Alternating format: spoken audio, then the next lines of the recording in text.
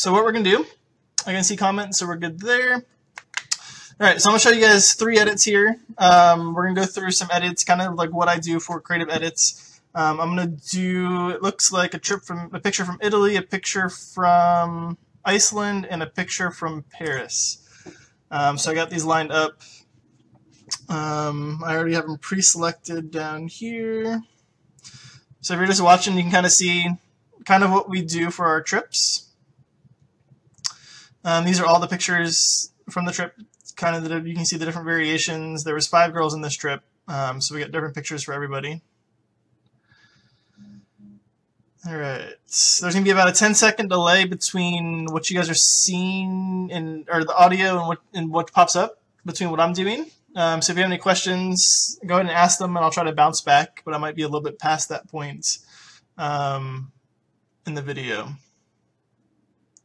None from the U.S. I figured it's more fun to do something that's like kind of cool, a little different. All right, so we're gonna start with this one here. For those of you wondering, I use PhotoMechanic for my viewing. It allows me to go through, these are all RAW files. If you're familiar with Lightroom, you import the RAW files into Lightroom, and there's always a little bit of lag between viewing the picture, or clicking on the picture and viewing the picture. You'll notice with PhotoMechanic here, it pops up automatically, and it gives me the high resolution view. So I can kind of scroll through these. It automatically pops in, super sharp. You don't have to wait for the render. You don't have to wait for the blurriness to pop out. So you can kind of go through these quickly and kind of see the full thing. So what we're going to do is we're going to start with this picture here. This was taken, timestamp over here is 4:12 a.m. That's Eastern time. So this was taken, that's like way off because it was taken about 7 o'clock in the morning. So we went to the Coliseum at 7 o'clock in the morning, beat all the tourists there. So if you notice in this picture, there's no tourists. About an hour later, there's 1 million people in this spot. So this is the side of the Coliseum here, the front side, I believe, of this. So we're going to get started here. So what we're going to do is we're going to pop this up into our RAW conversion. All right, so with Photoshop, you guys are all familiar for the most part with how Photoshop works. There's a million ways to do the same exact thing. So just because I do it a little bit different than what you're used to, it gets the same result. So the specific steps, the specific methods of how I do things might be a little bit different, but the end result will kind of be similar for that. So kind of keep that in mind. There's shortcuts, things like that. So I'll kind of walk you through what we'll do. So the first thing I want to do is I kind of want to get a plan for the image. So I'm looking at the image here. We have a sun kind of in the corner. I like how that adds kind of to the picture. So I want to keep the sun in the corner over there. We have a blue sky that's kind of dull. I mean, it's bright sky, but there's nothing really to it. There's no texture, there's no clouds. It's just kind of there. So it's kind of distracting the way that it is. Then we have her in a dress up on top of a rock, lit up with a flash over here on this corner. You can't see it there. Then we got some stuff kind of in the background here. So the first thing we're going to end up doing is kind of figure out what we're going to do with the picture. So this particular picture, I'm going to want to add some clouds, add a little bit of interest up into the sky here. So it's just not like a blank space pulling your eye to that. I kind of want to darken a little bit, bring her back in with the dress. This is a navy blue dress. The light fall off you see here, it's lit up well here. And as the light falls, it gets a little bit darker in the front. So we lose a little bit of detail here. So we're going to kind of bring that back in there. And then obvious things like we're going to move some of these columns or these little benches here. Some of the stuff on this side, we're going to clean that up a little bit. What's up, Melanie? So we're going to clean it up a little bit on the side over here with the van. Get rid of the van. It's distracting. So we'll kind of do that. So the first thing we're going to do is kind of get our exposure kind of where we want it. So we're going to drop the highlights down a little bit. And I'm just looking right here at this moment at the sun over here. Kind of bring a little bit more detail. I'm going to add a sun in the picture later on. But for now, we'll just kind of do that. We're going to bump the shadows up quite a bit. So we're going to give it kind of like an HDR look. So the highlights down, shadows up.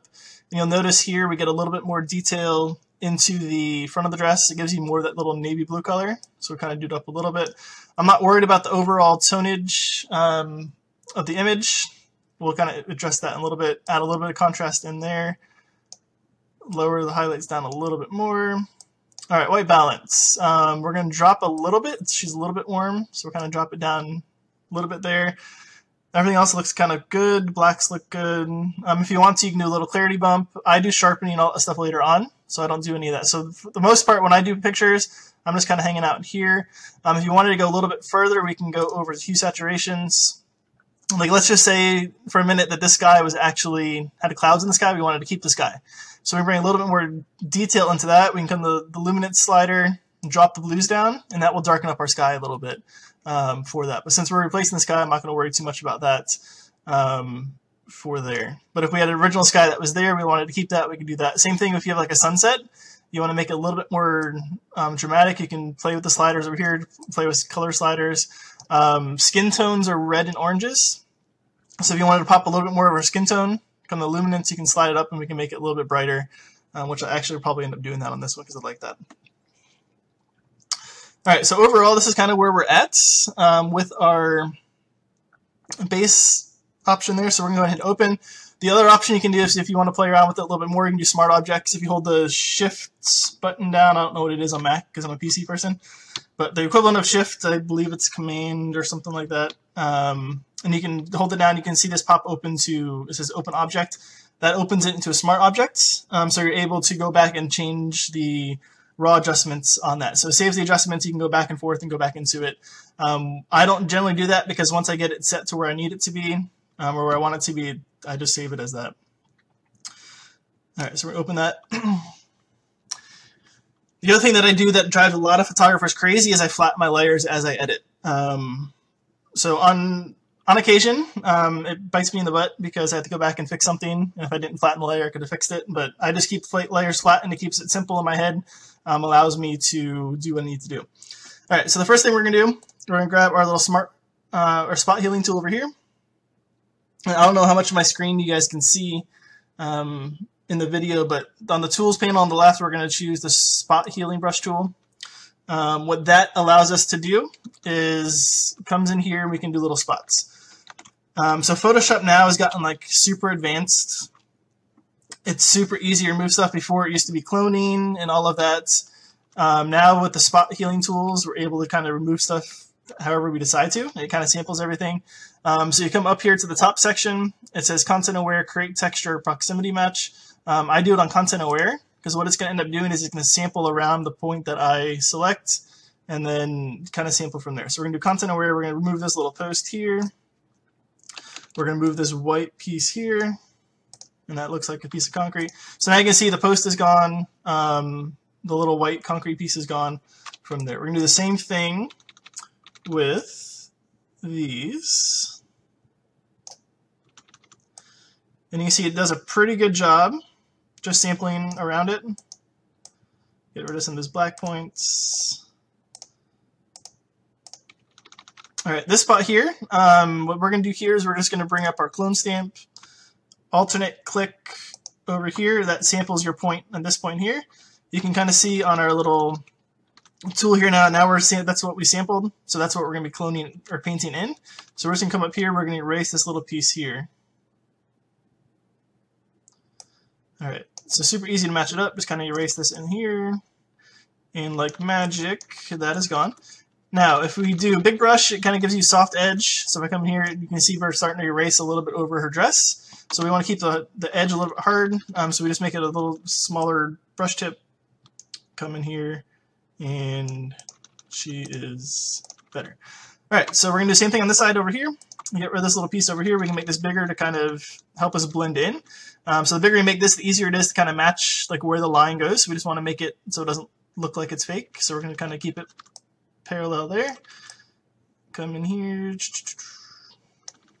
Make this a little bit smaller.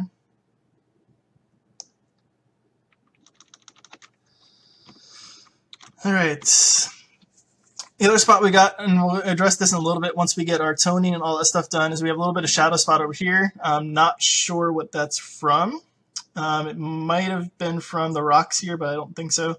In any case, we'll end up getting rid of that. And actually, I think that might be from the flash because it's on the shadow over there. So it might be her from the flash.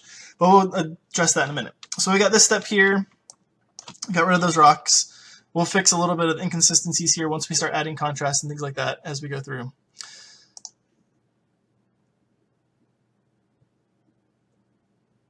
Is there a reason why I'm editing on one layer? Yes, I end up doing it on the main layer. You can duplicate the layer if you want to. I've always done it just on the main layer. Worst case scenario, I can come to my history and just go back through and fix some of it. But if you wanted to, you could Control J, duplicate the layer, then you're painting on the second layer. You can do the same exact thing. As I mentioned earlier, I tend to flatten layers a bit. Just kind of my habit that I've done. Good or bad habit, who knows? But it works for me, so I just kind of do that. But you can edit on a second layer if you want to. I just forget to push the button every once in a while. But multiple layers, you can do that. You can do like opacity changes and stuff like that if you want to get complicated and do that. All right, so the next thing we're going to do is we're going to take out this van. So we're going to let Photoshop do its thing. Select the lasso tool on this one. We're just going to highlight over top over here. All right, I know the issue that we're going to have here already. Since I've done this enough times, I know that the problem that we're going to have here is that when we do this, it's going to end up sampling from more over here, and it's going to kind of look like a little cluttered mess. We'll fix that individually, but for now, we're going to let Photoshop do its thing. Make your selection. If you hit Shift Backspace, it pops up the fill option. We're going to select Content Aware. There, this will do the same thing we just did with the Spot Hidden tool, except for it's going to add it to that point there. Now, like magic, Photoshop actually did a pretty good job with this. Obviously, if we zoom out, we can see that there's a big gray blob. So obviously, we're going to want to fix that. But it actually did a pretty good job of matching kind of everything. So what we're going to do to fix this is we're going to come in here with our little clone stamp, make it smaller. What I'm going to do is this was actually there. So this is like a concrete platform or something like that. So I'm going to add that back in. So we're just going to put a concrete platform all the way back across rather than removing that altogether. I'll go ahead and use what's actually there. So we're just going to kind of, same thing again, alternate click, clone. We're just going to build this back in.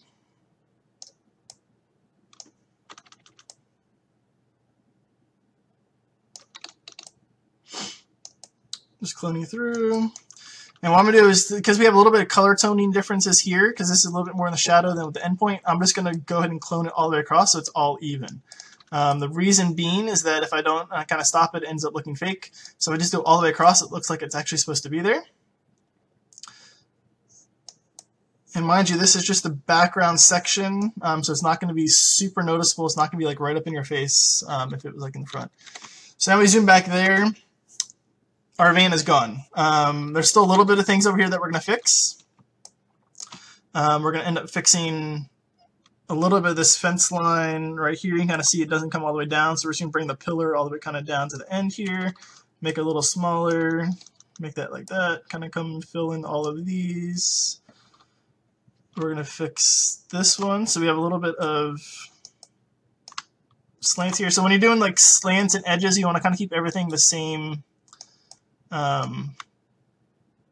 What's it called? The same angle for that. And actually what I'm going to do is I'm going to get rid of this piece here. I don't think that really adds anything to this picture. So we're going to get rid of this little concrete piece. So we're going to bring this pillar all the way down.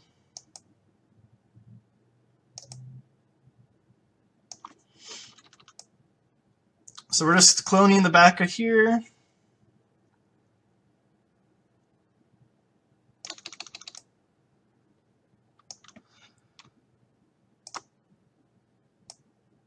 Just kind of erasing all of that platform, whatever was there, filling it in with the pillar that we had. All right, we're going to do the same thing here. We might as well get rid of this little trash can or whatever we had here, so we're going to clone that as well. All right, so now we have a little bit of shadow here from where we left, where we had our truck. So we're going to kind of sample some of this area over here, just kind of paint some of that concrete back in to kind of match the tone. All right, so we are gone with the van. Van is gone. It has disappeared. And like I said, we're looking at this. This is something that's going to end up going up on a wall. I'm editing this one because the client actually ordered this one to go in her album, so I have to edit it anyway. So this is actually going to go kind of like up. This is going to be like a wall picture, and it's going to be an album picture. Obviously, they're not going to zoom in to like 200% and say, "Hey, there's a little bit of inconsistencies over here." They're looking at it from back this angle, this here. You're never going to notice that up on the wall. All right, so while we're at it, I'm not a huge fan of this little silver thing that's sitting here, so what we're going to do is we're going to start removing a little bit of that here. Again, we're just cloning that wall sample that we put in a second ago. All right, so now we have a concrete wall here. I'm not going to go through and erase this whole entire wall because I'll never be able to make that look realistic. So I'm not going to erase this whole entire wall and all of the stuff that's here. So what we're going to do is we're going to kind of sample this fence line here and just kind of paint in part of that fence. And then we're going to end up taking this concrete piece and blending it over here. So we're just going to kind of merge the fence back to like where it's kind of supposed to be.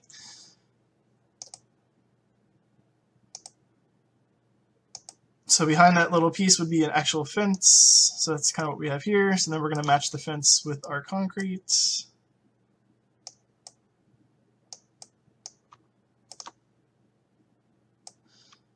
Oops. Again, we're just sampling. Actually, I'll pull from this side over here. Too far. Because if you make this bigger, you can kind of see where the line is, so you can kind of match it up a little bit easier. All right, and what we're actually going to do on this is I'm just going to build this whole entire, clone that whole entire piece, because then everything kind of matches instead of trying to piece it together. So we're just going to clone that whole piece there, just like so.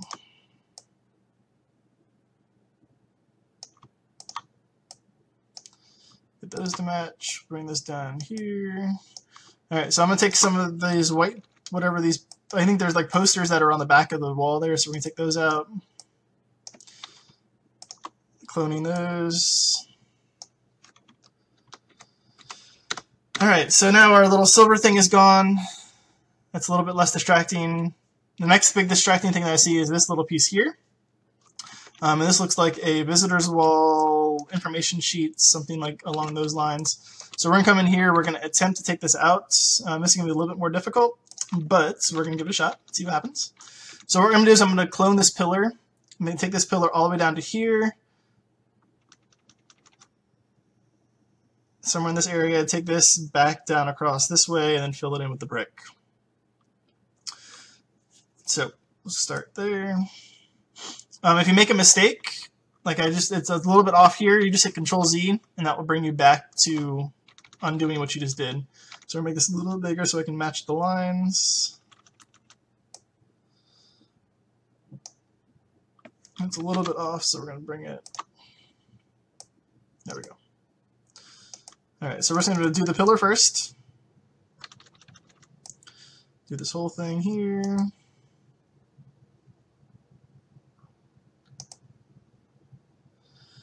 Again, it's not going to be 100% accurate to what the actual Colosseum looks like, but most people have never been to the Colosseum, so they're never going to notice that, hey, there's a little light piece of concrete that's supposed to be there. So we're just going to get rid of that to make it better for the picture. So when you're doing these edits, for the most part, you're just kind of making it look better, adding stuff to it, making it look better. It doesn't necessarily have to be 100% accurate to what is actually there, because as you'll see when we add clouds, and all of that. So we're going to kind of clone this fence in over here, bring this line kind of down. I'm just going to follow that all the way down to about there. All right, so that gives you the line. Keep the creepy guy, yeah, I'll take him out next. Next to the visitor poster. It looks like, I think it's a worker hanging out back there. But yeah, we'll take him out next.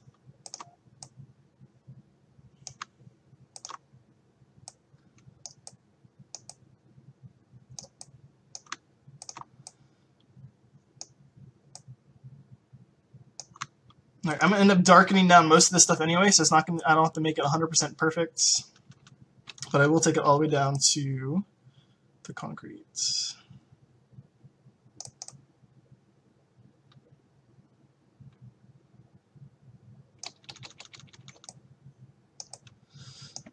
the important piece here is we're just kind of following lines, keeping the lines relatively straight.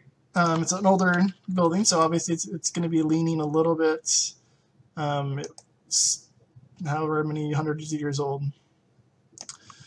So we're just come in here, kind of clone some of this stuff.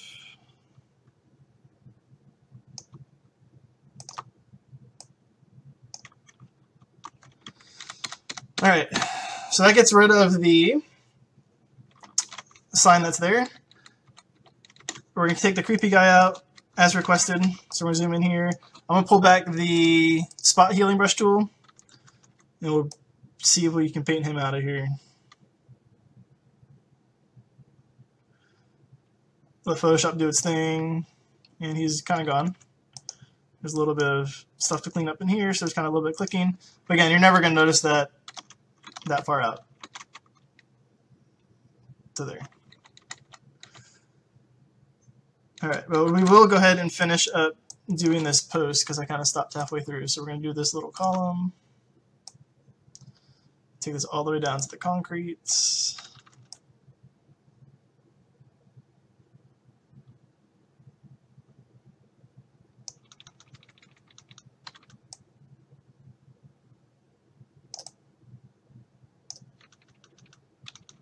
Let's go in here.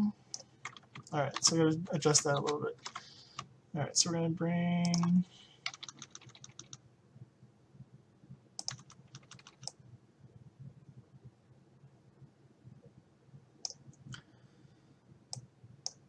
all right, so we're going to stop it kind of there, and then we have to bring our fence thing back over here, concrete.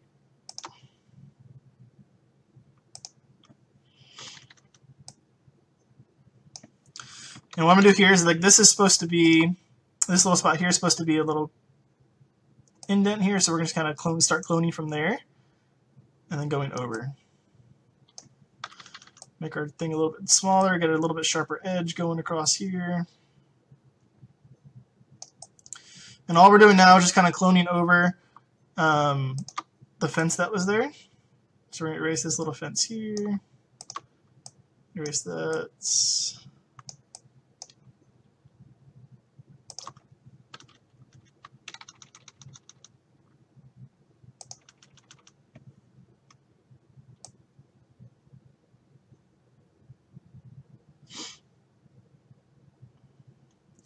All right, so I'm just going to build this barrier back in here.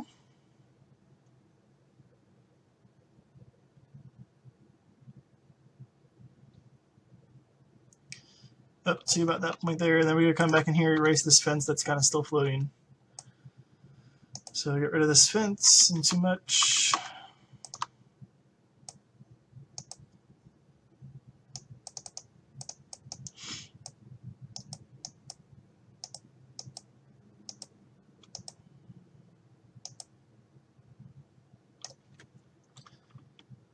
And I'm going to go ahead and take this all the way over. I wasn't going to originally, but we might as well.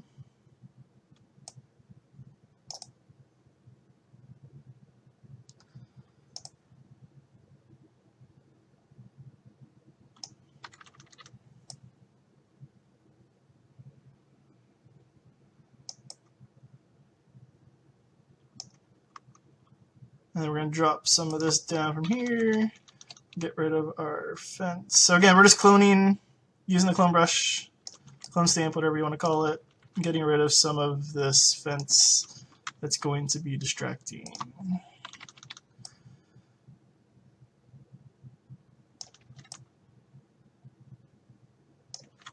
All right.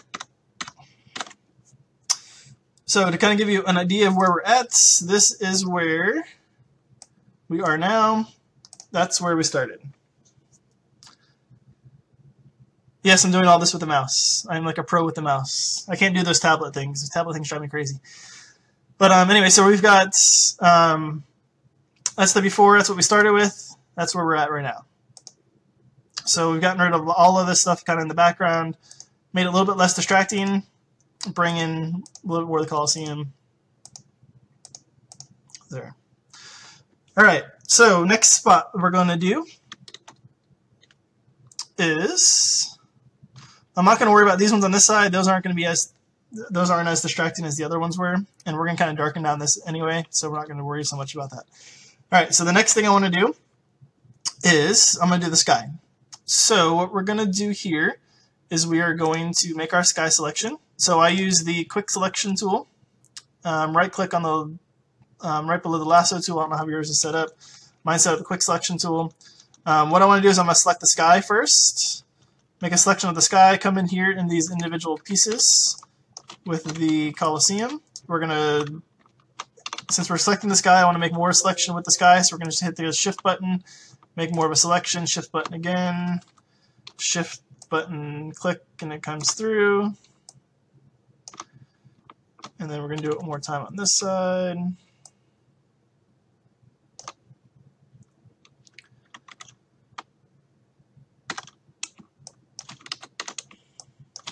Same thing here, shift, click, drag, make this a little bit bigger, make that selection, make this selection. Again, there's a couple different ways you can do selections. You can use the lasso, you can use magnetic lasso, you can do the wand, the magic wand. That would actually do pretty good on this because we're selecting colors. So use whatever works for you. It doesn't necessarily have to be this particular tool, but we're just using it now because that's what I got. All right, so the main thing we're doing is just selecting all of the blue sky. Make sure that's all selected. We'll worry about the railing here in a second. All right, so I got the sky selected. What I want to do is I want to get rid of the sky, but I want to keep everything else. So since I selected my sky, we're going to right-click here. We're going to do Select Inverse. This will make our selection into everything else except for the sky. From there, we're going to come up here to the Selected Mask tool. This pulls up our masking feature.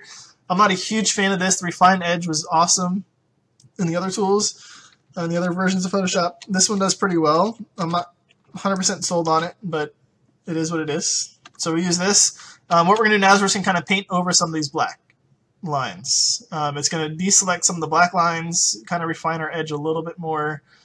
Select some of this over here. You can already kind of see what it's doing. Bringing our fence back in here. Same thing up here. We're going to select some of this, and it's going to end up selecting or allow us to do the railings and all that stuff and keep those in. All right, make our brush a little bit bigger. We're just going to kind of highlight through here real quick. Just kind of make these, edge selections. Make sure that it's selecting the blue color that we want. So we're just clicking on the inside where the blue would be and just kind of highlighting edges. And it's kind of making a mask of our edge points there. A couple more on this side.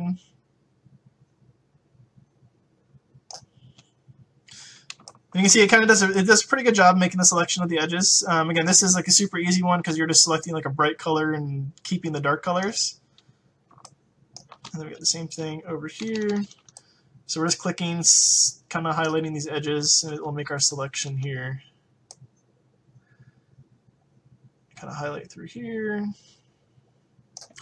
Now, I'm not overly concerned about it being super perfect because we're going to add a blue sky in there anyway. If I was doing something like a dramatic edit to where I'm adding a dark gray sky or something that wasn't blue, a different color, and that's going to be a little bit more important because if you don't get it all, then you have little blue edges kind of on the edges. We don't want that because obviously if you do a dark sky, and I'll show you here in a second, but if you do like a dark sky with blue edges, it's not really going to help you too much there.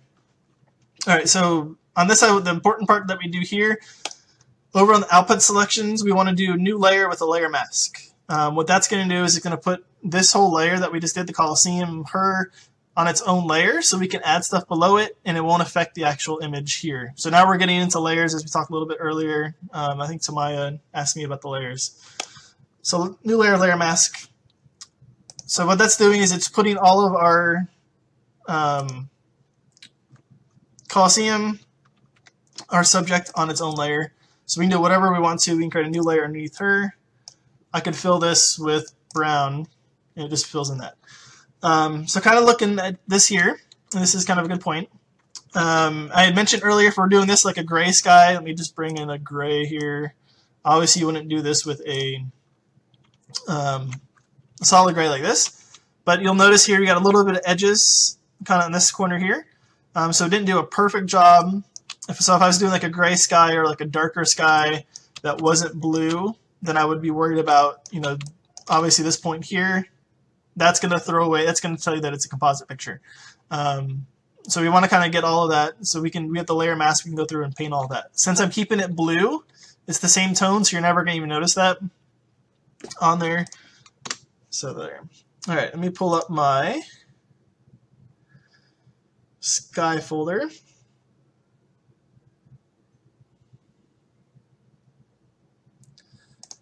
All right, so I have composite folder. All right, so you guys can see my composite folder. I do a lot of composites. I do sports composites, things like that. So I have folders with a bunch of different things. These are all like Adobe stock images that I did, that I purchased, or they're sky images that I took pictures of. There used to be a thing called Dollar Photo, which was bought by Adobe stock.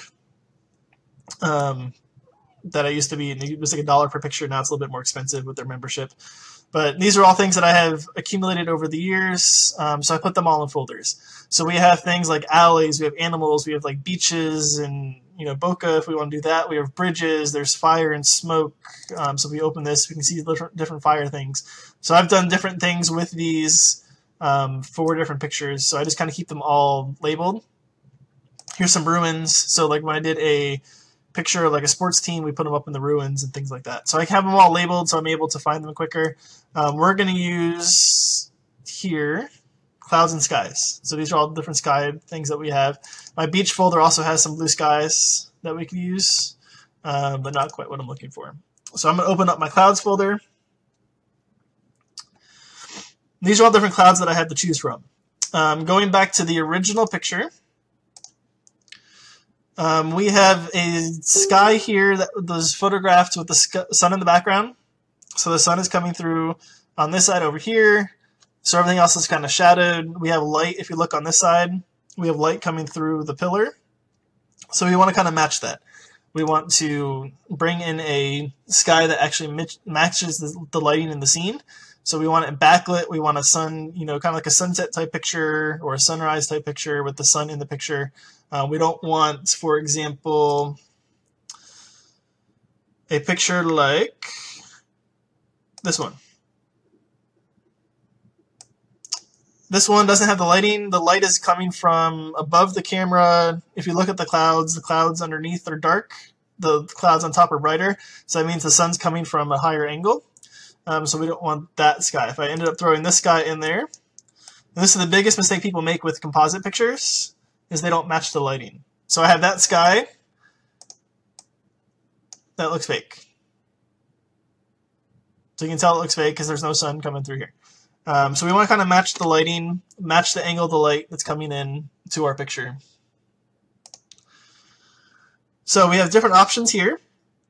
So I'm just looking quickly through and kind of seeing what I have. We've got, this one has light in the background. This is more of a, looks like a sunset picture. There could be a sunrise picture, I guess. Sunset picture, not quite what I'm going for. I'm looking for a blue sky, so that won't work. I've got this one, which is probably the one I'll end up using, with some sky there. I've done this enough time to know kind of like what sky I'm going to end up using. This one would actually work probably pretty well too, but it's more of a darker picture, so I want kind of like a blue sky to kind of match the scene. This one, I'll throw it in there real quick to let you see what it looks like. Has the sun there, so that's kind of where our sun would be. And actually, it doesn't look too bad. So we're going to keep the sun kind of in that picture there. Keep making this bigger. Up a little bit taller. So if we were to match this one, this is like where the sun is, so this would actually work. It would come through here. The sun is there. The sun would match, you know, corresponding to where this is. So everything kind of matches there. Let me see what other ones we have in here.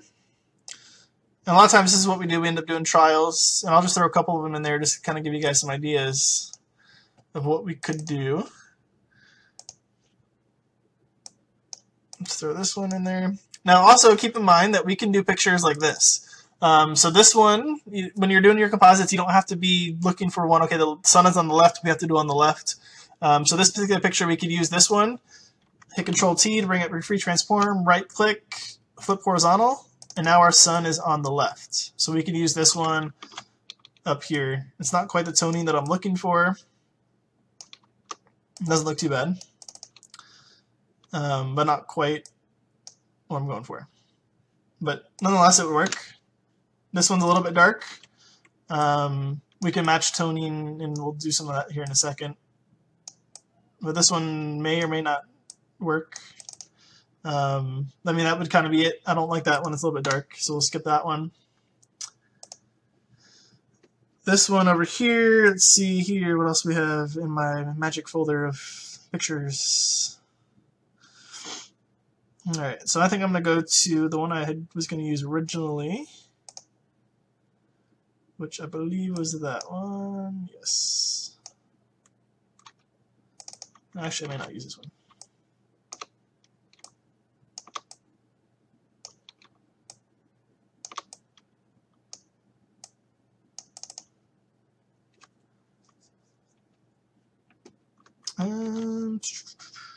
So what we can do here is we can kind of sample and see which ones we like the best.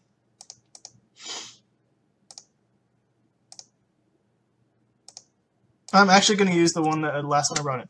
All right, so I picked this one. Mom is in there. Hi, April. This is actually April's daughter, Taylor. All right, so she was in Italy with us. She's watching the edit. I'm giving away all my secrets. She's not going to be as impressed with me anymore. What's up, Jeff? You're supposed to be mowing your yard, you said. All right, so we're going to use this guy. I like kind of how the clouds in there. It's a little bit darker. It's not as bright, so it's not going to pull your eye too far away from her in the front. We can kind of darken stuff down in a minute. So now we've got our sky on its own layer. The sun matches. If we look at the sun over here, the sun in this picture, the sun matches. So it's a good match of where the sun location is. So this one actually works. Blending-wise, let's say hypothetically speaking, and we're going to pull this up. We'll add another layer here. All right. So let's say this picture, when we imported it, it was dark. Let's say it was like that. Obviously, it looks, if it's too dark, it looks fake against the building. So we have a couple different options we can do. We can lighten up the background or the sky. We can darken down the Colosseum to kind of get it all to blend. But I didn't have to on this one because it all kind of matched anyway. So it's a little bit faded here. And it's not super bright in the background, so it kind of works for that. So now we've got the sky set up. To kind of give you an idea, let's snapshot this here. I keep everything as snapshots, so when I flatten my layers, I'm actually snapshotting the layer, so I can go back to it if I need to. But that was our original, and now we have a sky that looks better. All right, so we have our sky set up. Again, I'm going to flatten this. I already made a snapshot of it, so if I need to go back to the layers, come back to my snapshot, and here's our layer here. So while I say I layer it, I end up doing snapshots of it, so I can go back to it if I need to. All right, so what we want to do now is we want to kind of darken this overall scene here. We want to make her pop out more, so there's a couple different ways that we can do this. We can do over here, curves layer. We can drop these down and do it that way. We can bump up the highlights a little bit, make her a little bit brighter. Gives it a little bit S-curve, adds a little bit more contrast. You can see like the before and after. So that's kind of like where we're getting at. So it looks a lot better. Contrast a little bit more poppy. So we can do it that way. Another way that we can do it is through action sets, which I'll show you kind of what those look like. Let's get rid of this, go back. This is the OSnap action from Totally Rad Actions. Does pretty much the same thing. It's a one button push instead of going through the layers. So I know kind of what the different adjustments will do. I'll actually keep that one because it gives a little bit more punch as well. So you can see we have saturation bump and a contrast bump in there. So what the actions do is it allows us to do things a little bit quicker. I bought a bunch of different action sets. I can drag my little actions thing in here. So these are all my actions that I have. I don't use all of them, obviously. So the ones I use the most are up top. I have it set on button mode, so you just push the one button, you don't hit the play button. So it allows me to do things quickly. So this was my OSnap one here. All right, so we're gonna keep that there. That's just, like I said, it's a little contrast adjustment. There we go, flattening my layers again for that. All right, so the next thing we're gonna do, let's zoom in on her face. Start getting into our fine retouching here. My next image that I'm going to do is going to be a little bit quicker than this because we've kind of gone through the process already. So I'm just going to do it almost in live time. So you can kind of see how quickly we can get it done. But this one I'm kind of talking you guys through it a little bit so you kind of see the steps that we're doing. So all I'm doing now is just using the spot healing tool, going through, cleaning up blemishes that she has. All high schoolers have them, so it's not a huge deal. You do notice that there are some hot spots on her face. We have a little bit of bright spots here, a little bit of bright spots here. Her nose is a little bit shiny. So we can use this. It doesn't really do as well because you can kind of see it. You can't. I don't know if you can really tell, but if we come in here, you can see there's a little bit of pixelization going on there. Let's go back. So I don't use the spot healing tool for that, and I'll show you what I do for that here in a second. And that tip will be your price of admission is paid for with this next tip for those of you who have never done this before. All right, so what we're going to do now is we're going to get rid of these hot spots on our face. So we're going to create a new layer. We're going to bring up our brush tool, bring it down to a 10% opacity, and all we're going to do is we're going to click on the skin tone right next to the spot that we want to fill in, and we're just going to kind of paint over this. And so all we're doing is kind of painting over the hot spot with the same skin tone at a 10% opacity. So you can kind of see that's getting rid of some of the shine that's on her face. Down in areas that's a little bit darker, we're just kind of darken, select the new selection point with the color. And so we're just going to kind of come in here and just kind of paint out all of those hot spots. And there's other ways you can do this. You can do frequency separation will work. I'm not a huge fan of that personally, but I have an action for that I could set up and do that for.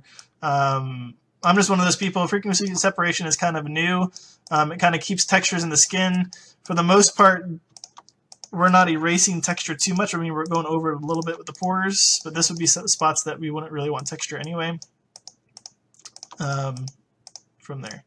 So we're just going to kind of like balance out the face a little bit.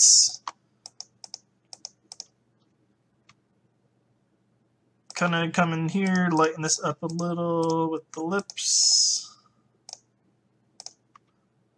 Get rid of this little spot on the side. All right, so that's our before and our after. There's a little bit of spot here that I missed. We can kind of lighten this, blend this in a little bit. So basically all we're doing is just blending colors, making them match the skin tones. Now you can do the same thing here. We have a little bit of a tan mark here. So like most girls who go on beaches and all that stuff this time of year, they have tan marks. So we can just come in here, we can paint the same thing. I'm just going to come here and paint out some of the light marks. And all we're doing basically is just blending skin tones. It doesn't have to be 100% perfect. You could also do this, create a new layer, and do it with the color blend mode on that layer. What I'm doing now on the arm is just kind of filling in the light hits here a little bit, so it makes it a little bit brighter. So we're just going to kind of darken up those little spots there that the light's hitting. Same thing, we're going to kind of get a little bit off of the neck, make the neck a little bit darker so it's not as harsh. I did use a harsh light on this, so that's kind of why we have some hard shadows here. Doing that. All right, so come back here. This is kind of what we can kind of see what we did. So we darkened a little bit here, around in the neck, got rid of the hot spots. There's another little spot here on her chest. We'll darken that down a little bit here, just so we're not pulling so much attention.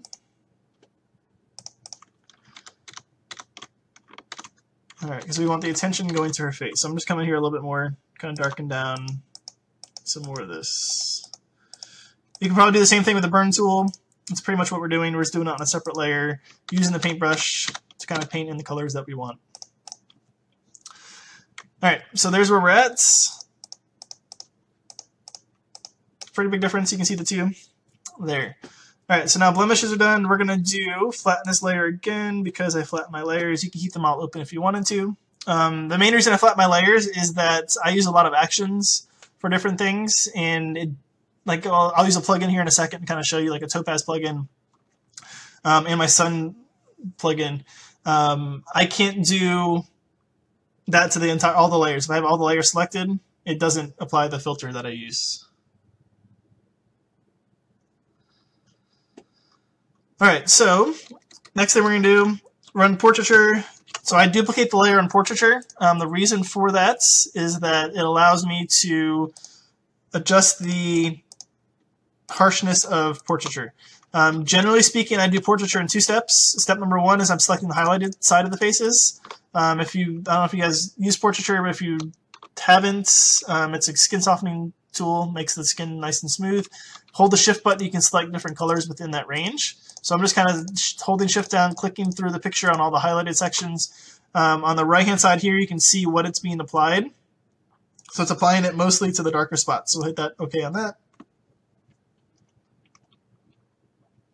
Yes, I was using my Godox for the light. Now I run portraiture a second time. And the reason being is we come in here, and I'm looking at this like 200% here. You can see there's not a whole, it didn't really do much to the shadow side because we just did the highlights. So I run portraiture a second time on the shadows. Because if your skin is soft on the highlights, it's also going to be soft on the shadows. So you don't want to skip the shadow aspect of it. That's how we do it to the shadows. Now, back off a little bit so we can kind of see. So that's the portraiture before and after. You can kind of see, so added quite a bit of skin smoothing to her skin. I'm not a fan of it 100%. She looks like a Barbie doll. Super plastic skin, so we're just going to back this off to down to about 60 or so percent.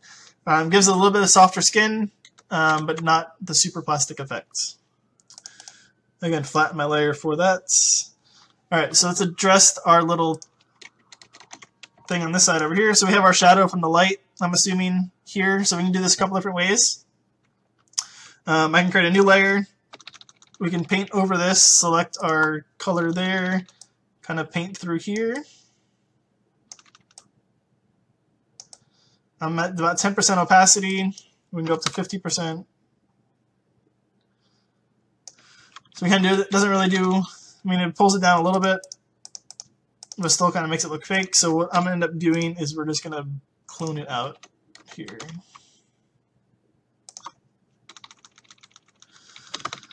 This one I'll clone it like 50%, so it blends it more. If you do 100%, it ends up making it like super harsh a lot of times. So we'll just kind of clone 50% and just kind of build up on the effect here.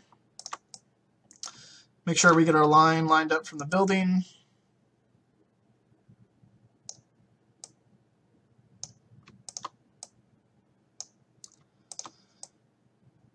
And what this is allowing us to do is it kind of keeps the footprint textures in the footprint textures in the sand.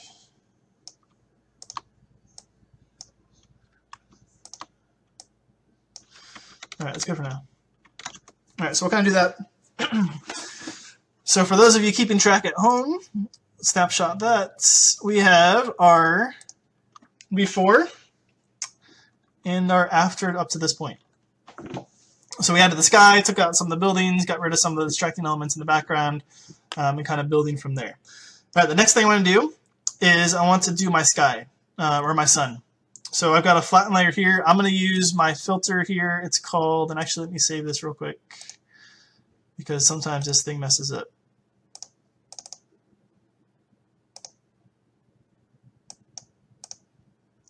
Sometimes we have freezing issues with this software, so we can kind of come in here. All right, so this is called Red Giant, is the software company. Knoll Light Factory is what it's called. This is my Sunflare app, essentially. So there's different options on the left-hand side. I already have mine preset, so I'm not going to change it. But you can choose all these different lighting patterns on the left. Jeff, good question. How much time do I spend on an image like this? I've been about 45 minutes on this one, but I'm kind of going slow to kind of explain it as we go. My next one that I do is going to be a lot quicker. I'm going to do it like live in real time so you can kind of see. Something like this will probably take me about 5 minutes. So we'll kind of do it quickly in the next step for that. But here's my sun. So I'm going to put it back over top over here. It's a little bit too orange or too dark. So I'm going to change my color, come back in here, kind of slide this over, make it a little bit brighter. I don't know why it does that. And then here's my glow ball. This is where the actual color comes in. And actually looks kind of good. All right, so I have scale options at the bottom. I can make this huge. I can make this smaller. So I'll make it down a little bit smaller.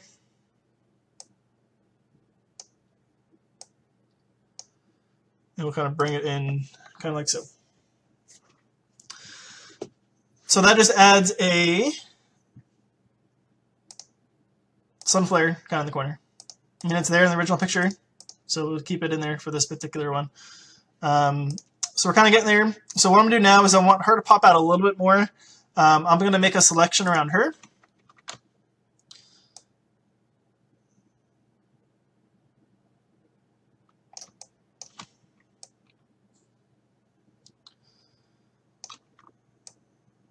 So I'm using the quick selection tool again, just making her the selection, getting rid of some of this.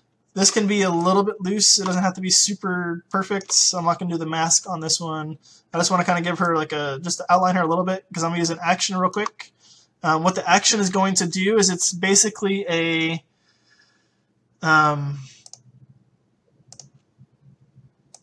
what's it called? Curves adjustment, and it just drops the. If you look here, it just drops. It's a curves adjustment, drops it down here, and makes everything darker in the background. But by keeping her highlighted, it does everything except for her. It creates a mask automatically with the action. So that's kind of where we're at here. She's a little bit. The scene's a little bit dark, so we're going to lighten it up a little bit. So now all we're doing is just making her stand out a little bit more from the background, darken it down a tad. So we're going to keep it like that. Last thing I'm going to do here is we're going to come in here to our dodge tool, select our shadows. I want to bring up a little bit more detail on this dress. So with my sharpening action, or with my I'm actually going to select her again on this one. With my contrast boost action a little bit earlier ago, when you saw that, it brought the dress down a little bit too much. So it's supposed to be navy blue. It looks a little bit black. So we're going to bring a little bit more color back into that. So we're just going to select our dodge tool, bring 10 exposure. How many images do I do, Jeff? I do the ones that are ordered. So this is generally a wall picture that we do for this. This particular image is going to be an album image and a wall image, I believe. So I do this for all of like the art type images that we do. But again, this one, it normally doesn't take me 45 minutes. It's taking me a little bit longer because we're doing the live thing explaining it. My next image, I'll just kind of run through it real quick and let you guys see it kind of like in real time. So all I'm doing here is just kind of bringing the dress back, a little bit more details into the dress. It's done a little bit too much here, so we're going to burn those back. And we'll burn midtones down because it's more of a midtone range.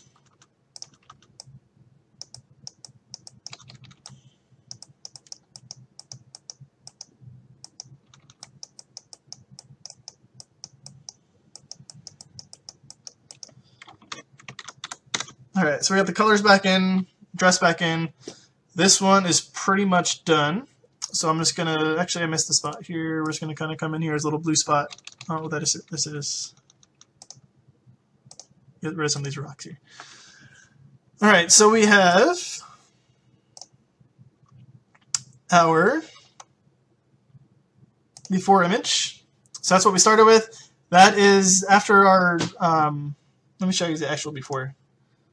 All right, so this is our straight out of camera picture. So straight out of the camera, this is what we got. This one is our after our raw adjustments.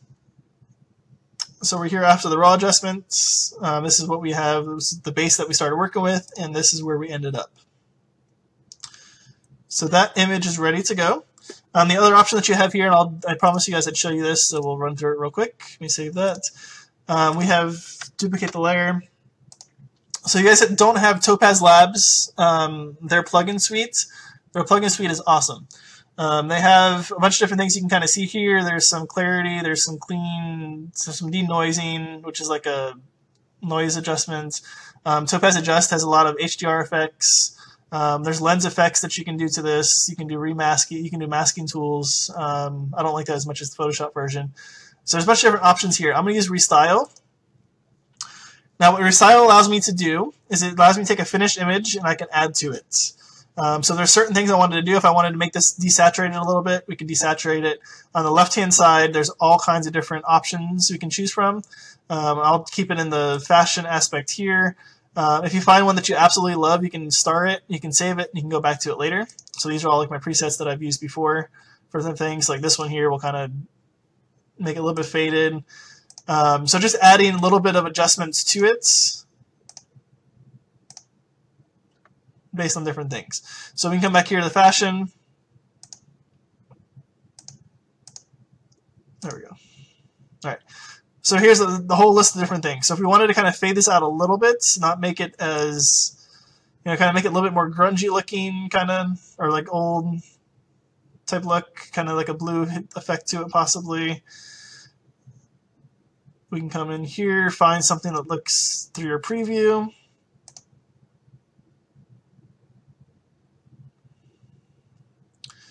Let me just see where'd that one go. So just scroll through here to kind of see what looks cool.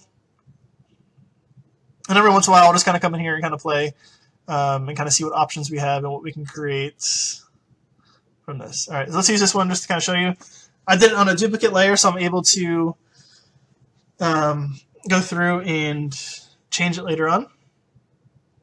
I said, okay, so this is what we have. So this is the full effect. I can come down here and I can change the opacity, drop the opacity a little bit, and we can make it kind of in there. So it gets rid of some of the warm colors. So this is like the full effect. This is scaled back. Gets rid of some of the warmness, and I actually kind of like it like that. And gives it an overall, so I'm going to keep that like that. So there's different effects that you can do for that. So this image is done. Yes, Lisa, I'll keep this up live so you can see it later on. So again, for those of you just tuning in, this was our before, this was our after. Save that one. All right, so I'm going to do the next image here real quick. This is going to be from Iceland. Awesome. All right, so Iceland. I selected these two pictures here, this one and this one. And I selected them for two different reasons. Main reason is this is the picture I'm going to end up using. So I like this pose better. The angle, she's shifted a little bit more. But if you'll notice on the right-hand side, the plane nose is hit a little bit, so I want a little bit more space. So I'm going to use this here and kind of fill in a little bit more space there. So I'm going to do both of those. Let's do my one that I want to keep first, edit that one. So I'm going to do this one kind of quick so you guys can kind of see real time of what I would do for this. So again, just making my adjustments that I want to do, bring up some shadows, drop some highlights down, going to give it the HDR effect. Whatever I do, since I'm going to use a second picture, and I didn't import them at the same time because I forgot. But since I'm doing the same picture, I'm going to keep in mind the adjustments that I'm making to this one so I can make it to the next one so they look even across. All right, so we're going to do 13 minus 37, 62.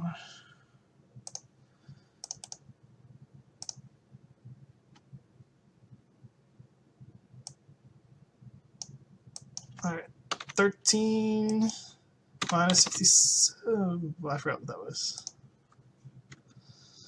Let's go back. Cancel.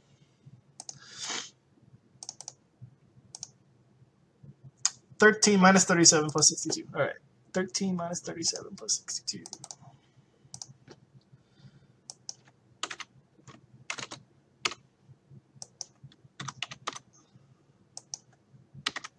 All right, so those should be both exactly the same. Perfect. All right, so what I want to do is I'm going to keep this as my base layer. I'm going to bring the other one in on top of it. All right, so what I'm going to do now is we're going to lower the opacity, match these planes up the best we can.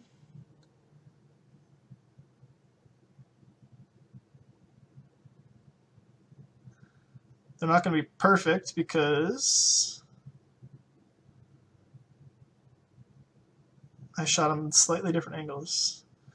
But for the most part, we're keeping everything else except for the front of it. So just kind of match the front of it works for me.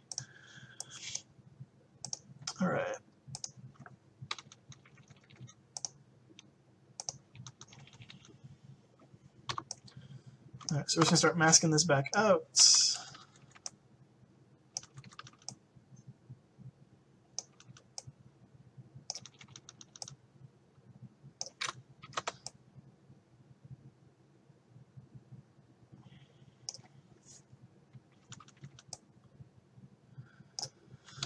All right, and I'm gonna flatten that layer down. Oh, let's fix down here. Miss some spots. Kind of blend all this in down here. All right, now when doing these composite type pictures, it's best to do a frame shot without anybody in it. I didn't do it on this because girls were freezing and they wanted to be done with this picture. So I'm gonna have to take her out manually for that. Let's say we start about 101, so about a minute into it. So you'll be able to see kind of like a live. And I'm going a little bit slower than I would for a real edit, just so people can kind of keep up with it a little bit. So just using the spot tool to get rid of her, get rid of some of this graffiti that's up here, get rid of some of these little distracting points. So spot healing brush, getting rid of all this stuff. You can do this on a new layer if you want to. I don't.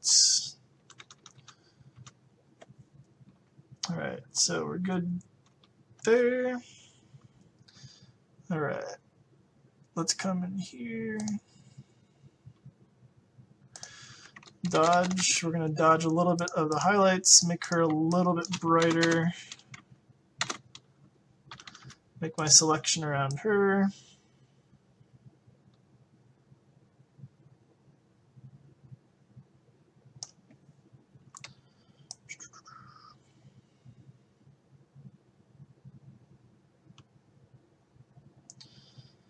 So I'm just making a selection around her, so when I do the dodging, it just does her, not the plane that's there. I could do it on a new layer and all of that, but I'm lazy.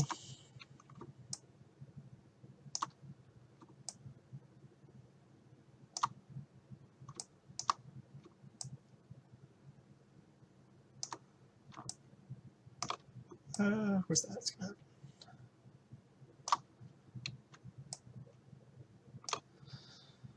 All right.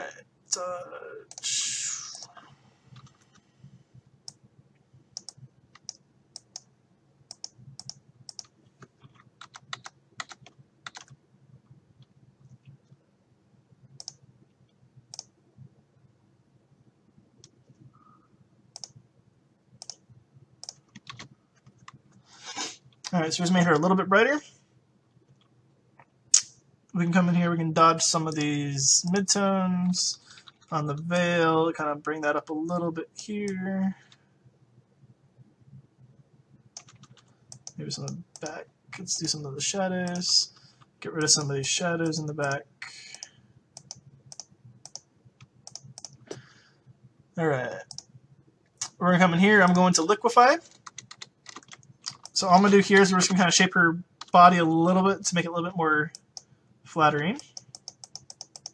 Get rid of some of the little poofiness on the dress. This is actually one of my high school seniors. I couldn't get a bride to come with me to Iceland, but I wanted to do a bridal type shoots while I was there so I can use it in my wedding portfolio when I go to bridal shows. Because now all the brides are going to be like, that's like super cool on the plane. It's going to stand out from all the other pictures. So we do what we have to do and use who we have to use.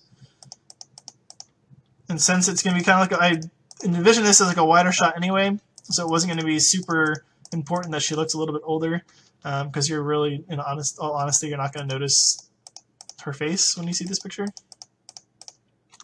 So we're just going to shape the body a little bit. So we got a little bit of wrinkles and things in here that we can get rid of here in a second. New layer. We're going to zoom in super close. Paint with white, 10% opacity. Just going to erase some of these.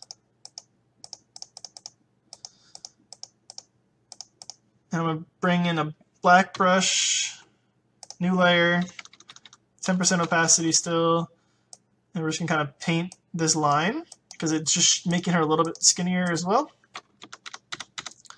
Oops, too much there.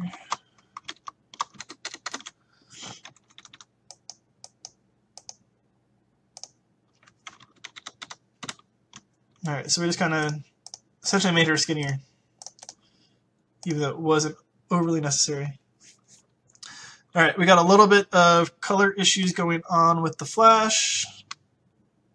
So we're just going to kind of paint some of it back in. Just going to paint this a little bit darker here.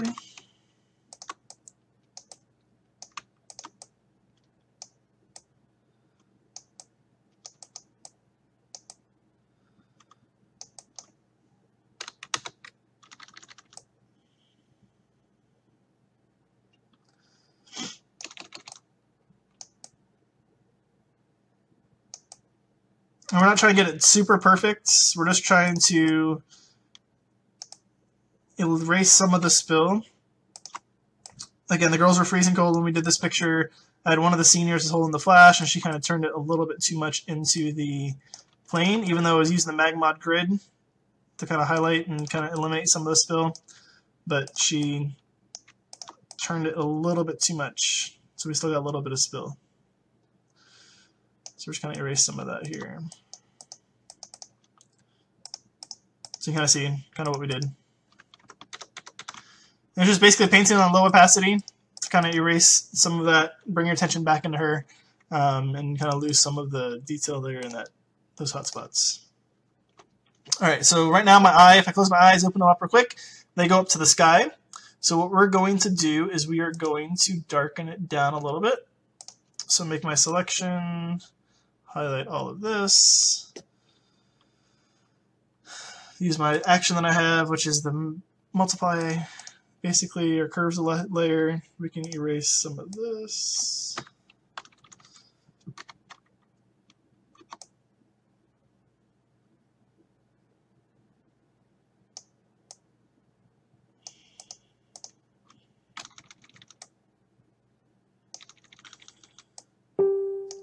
Oh, I don't want to do too much. Oops.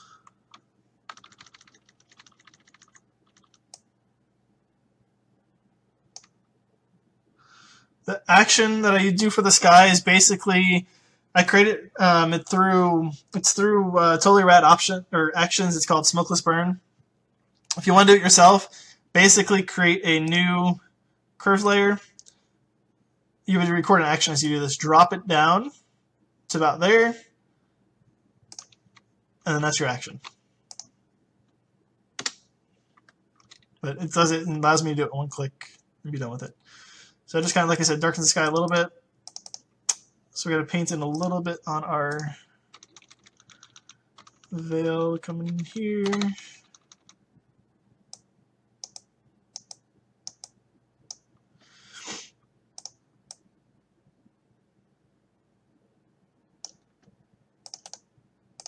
All right, I'm going to burn that down a little bit. Burn, highlights, new layer on this one. We're just going to kind of come in here and paint, burn some of that down.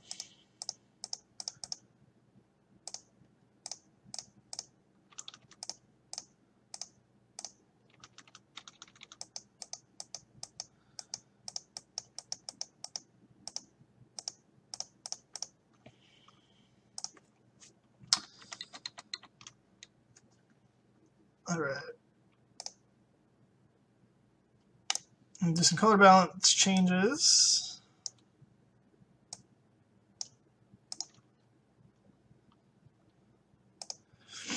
Some hue saturation. She's a little bit orange for whatever reason.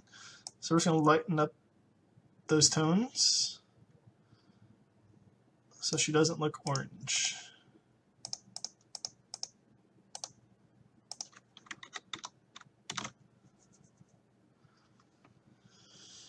Alright, the background is still a little bit hot for what I want it to be.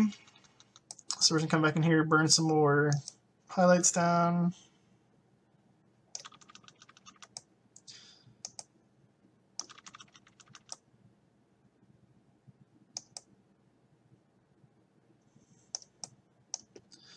And we'll dodge some of the shadows. or midtones.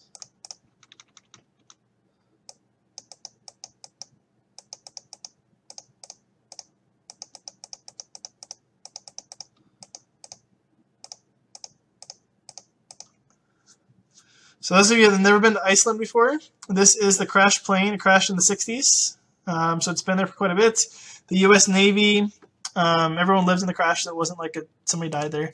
The U.S. Navy came in after the crash, stripped it down of the engine, took out all like the wiring and all that stuff in the cockpit, took out all of like the sensitive things, and just left the shell of the plane there. So it's been there since the 60s. And now it's become a tourist destination.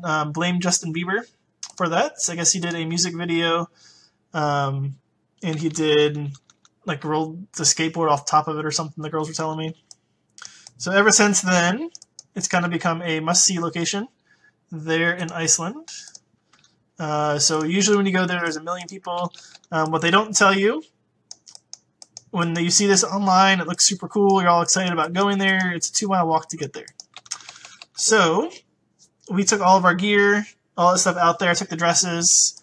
I will never drag all that stuff back out there again. So when I was there last month, or a couple weeks ago, we went there again, but I had a backpack, and I just carried what I could carry in the backpack, and then that was it. Not bringing the huge camera bags and lights and all that stuff out there. Doing the first time is kind of cool. Second time, yeah, not going to happen. So that's kind of what we're looking at here. Now, if we come back into here, let me create a snapshot here so you guys can see. That was what we started with. We ended up switching layers, adding from a different pose, and that is what we are kind of at the moment.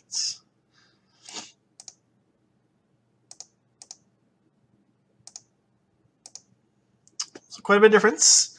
What I'm going to do on this one is I'm actually going to run one of those Topaz Lab ones.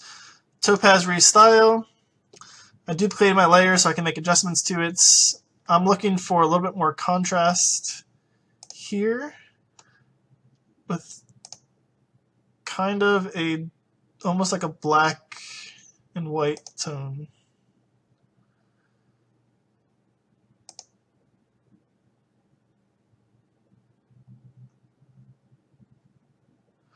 So I'm just going to scroll down through these until I see one that strikes my fancy. And you come on this side and you get super fancy with these. You can come in and adjust any of these that you want to. And it's not even doing much.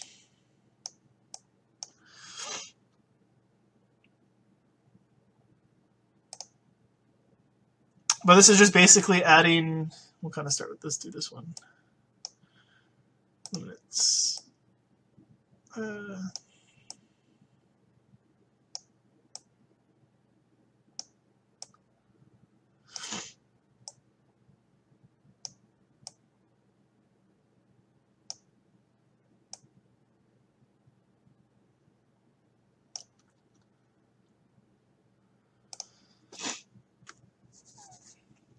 So just different styles that you can do for these. So I just kind of picked a black and white one. I'm not going to keep it black and white. I'm just using it to add a little bit more punch to the image.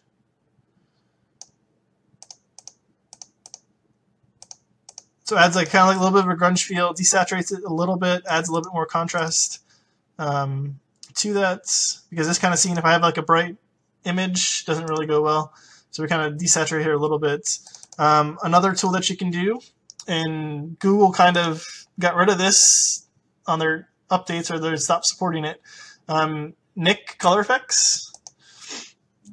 So a lot of photographers can be mad at Google. So Nik Color Efex, I use tonal contrast a lot. So tonal contrast kind of boosts a lot of the contrast, gives it more of like a grungy kind of HDR look to it. Once I stop using Photoshop, whatever CC 2016 or whatever, I haven't updated it yet to the new one. Once I stop using this one, I'll have to probably download something else because it's not gonna work. I might have to go back to Topaz Adjust. But this is adding a little bit of punch. Pops the color, or pops the sky a little bit. So I'm gonna keep that like that. And that is the, should we miss the spot? All right, so I made a mistake on the first part up here. So you can kind of see there's a little bit of issues with our line when we merge the two pictures together. So we're just gonna come in and fix that real quick. Clone brush. And done. Perfect. And that would actually look kind of cool as like a metal print. So I might do that for our bridal show that we have coming up in September. All right, so I'm gonna save that and snapshot it real quick. That's what we started with and what we ended with. Before and after.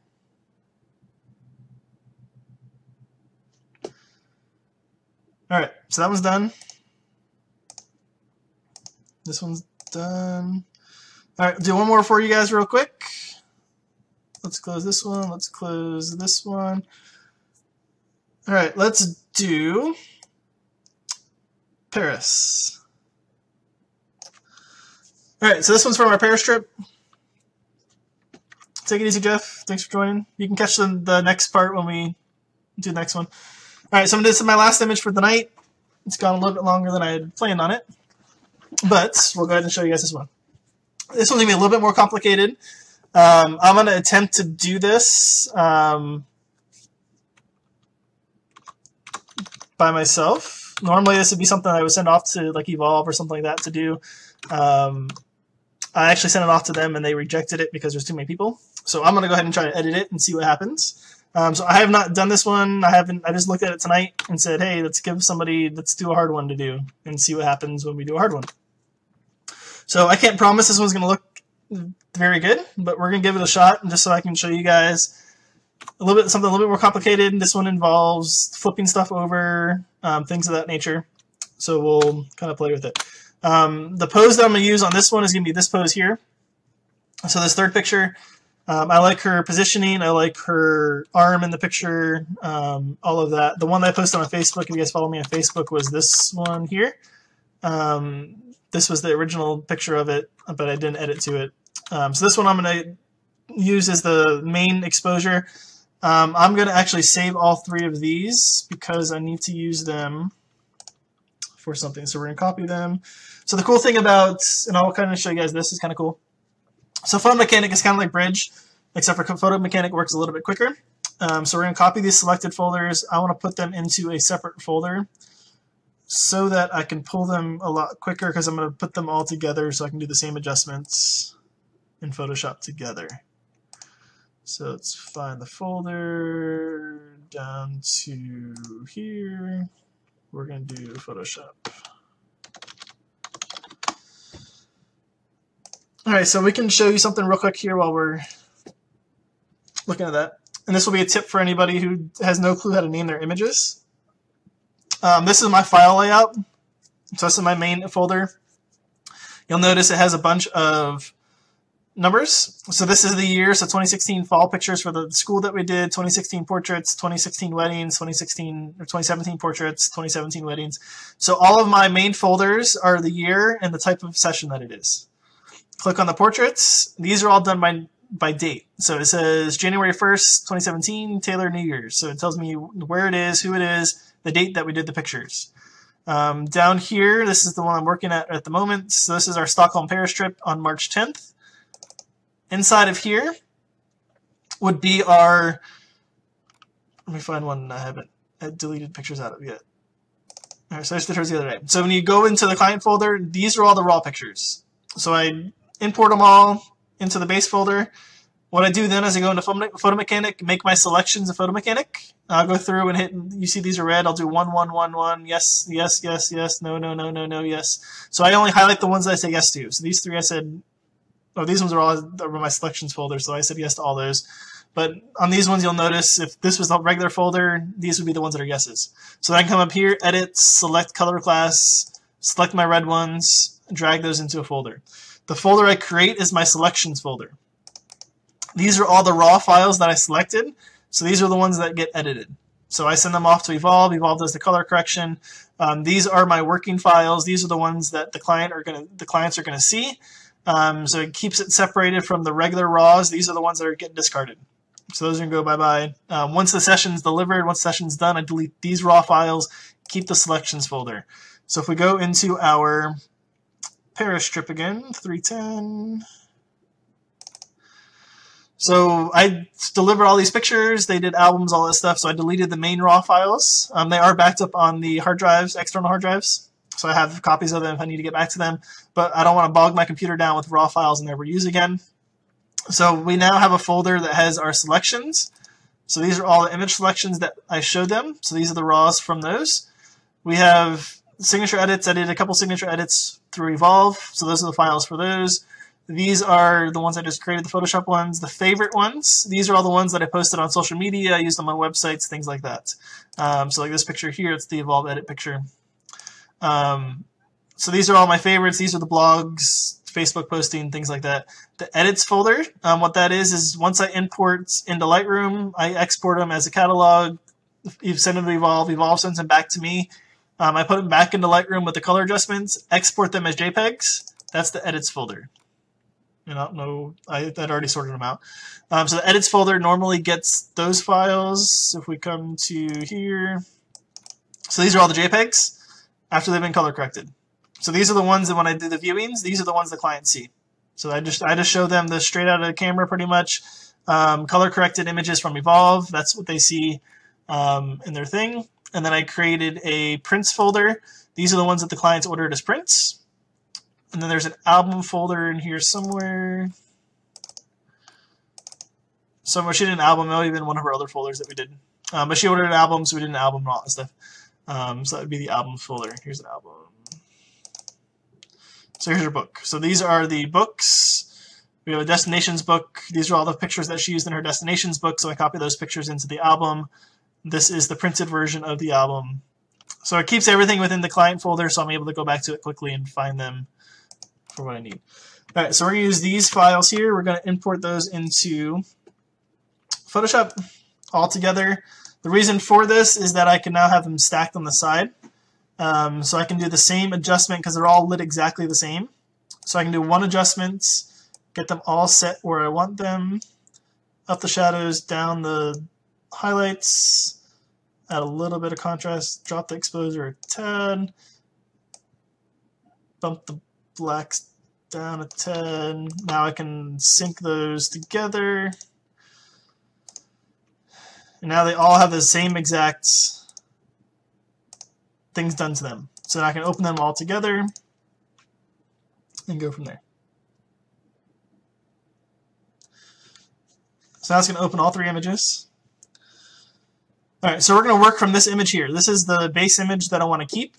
So with this pose, all that, rather than moving her around. So we're going to keep the base pose here. What I'm looking at here, she's centered here, so she's dead center on the building. Obviously, the building's a little bit crooked. We can fix that in a second. The main thing we're looking at here is I want to get rid of the people on this side because there's a ton of people on this side, a little bit distracting, a little bit less people on this side, so it's a little bit easier to get rid of them. What I want to do is I want to get rid of these people. I want to duplicate this side of this over to this side because the building is exactly the same. If you cut a line down the middle of this building, the right side is exactly the same as the left side. So they look exactly the same. So I'm just going to duplicate this, flip it over and match it into this window. And hopefully that gets rid of most of these people over here. So that's able to erase that section there. And probably what I'll end up doing from there is taking this side of it and flipping it back on this side as well, so that we're able to get rid of these people on this side. But we'll kind of walk you through that process here. The reason I did 3 of these pictures is because there's a little bit open. So like this here gives me like the fence line. This here, this here gives me a little bit more of the door to choose from. So there's a little less people in each of the different frames for me to do what I need to do with it. So what we're going to do is we're going to drag the first picture up here, lower the opacity, try to get these to match as close as we can. And the main thing I'm looking for is like this archway. So I want the archway to match because we're going to end up using the archway and painting stuff and all of that in Photoshop. Because the most important aspect here is the archway. The reason the archway is the important part is because I'm erasing those people. I need the archway to be there. So that's kind of there, and we'll bring this one in as well. I might actually like this one better. So low the opacity, we can come in here and kind of see where the archway is, get them to match, and we are good there. All right, so what I'm gonna do is I'm just gonna fill these layers with black, get rid of them and hide them completely. All right, so this is the layer that I want to use. That's my base layer. The other ones are hidden. So what we can do is we can pull this first one up. We can paint back in this door, bring in our white brush, paint back in this door.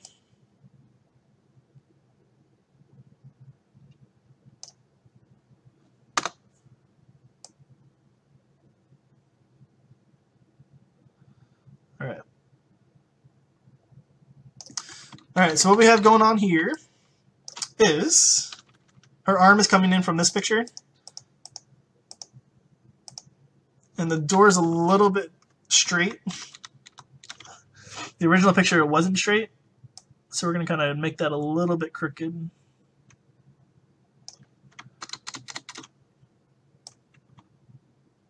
Just to match the angle and all that. All right, so that's good. All right, so now suddenly those two people are gone. The two dudes that were standing here. So they are now gone. So that's good. So we'll use that. Let me paint back out her arm so we don't have her arm in the picture.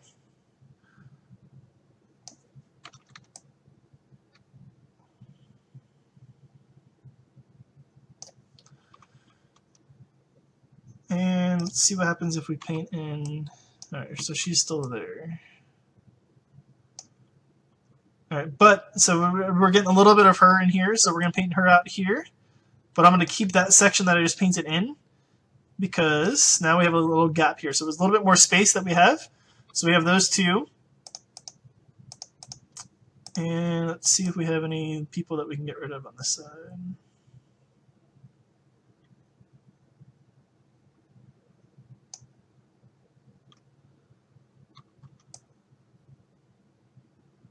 All right, they're all about the same. All right, so I'm going to merge those two layers together because I'm done with that one. So now on this one we've got, let's paint the door back in. Paint with white. See what happens here. All right, so we still have our doors still sitting there. This one's not crooked either. So we'll tilt that just a tad, just to get it to match the original. And I could have straighten the original one first, like I probably should have done, but it's okay. We're live. All right. So this one actually does worse because now we're getting this dude is back in this picture, so we want him out. So we're gonna start with that there. All right. So what we're gonna do here is we're gonna get rid of this person, bring our clone stamp up.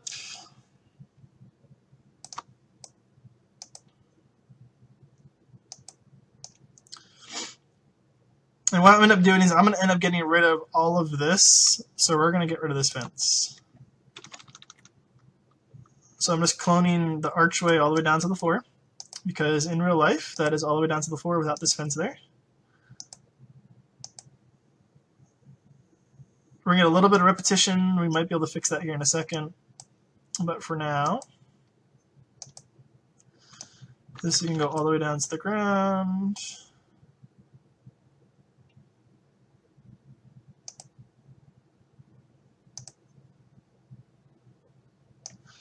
All right, we're going to bring this over.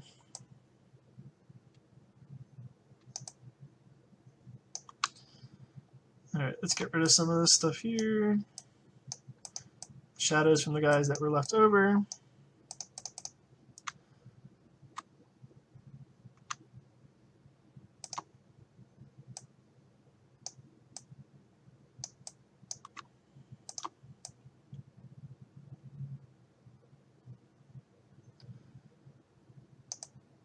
All right, bring that down to there.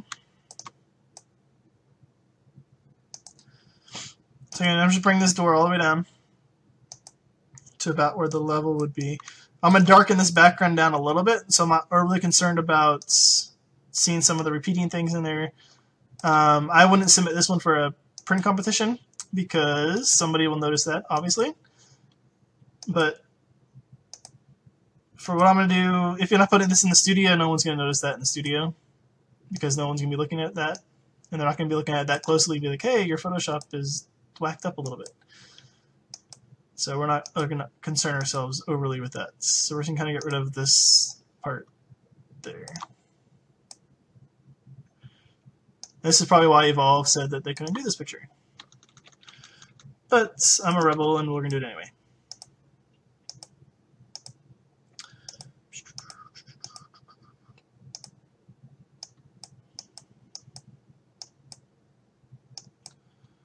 So we're just painting, and it's actually going to look like it's kind of like lines that are kind of there, which actually looks kind of cool. So we're just bring it down to about there. Kind of keep it all the way across, even. And then what we'll do is we'll bring in this fence thing to make it look like it's supposed to be there.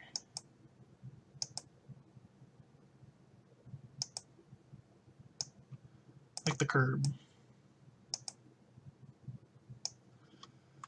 I don't mind the fence on the right side because that's actually there, so I'm not going to overly concern myself with that. That's kind of what we're looking at here. So the door is kind of empty now. All right, next thing we're going to want to do on this one before we start doing anything crazy is we're going to straighten it up.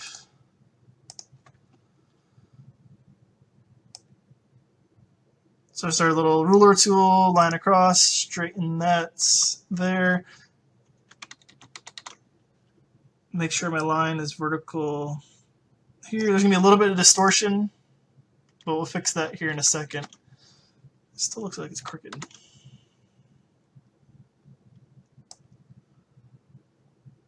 Guess it's straight. All right, adjustments, lens correction.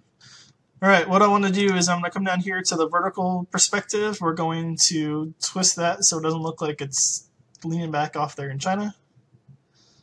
Kind of straighten that up a little bit. We can zoom the scale back a tad just to kind of give us a little bit more room. Distortion, I don't think there's a whole lot. This was shot on a 12 to 24 lens, probably close to 12, maybe 14. To kind of give you an idea.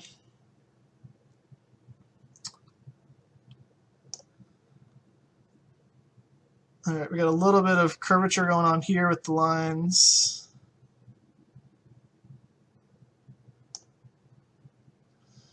All right, that looks pretty good.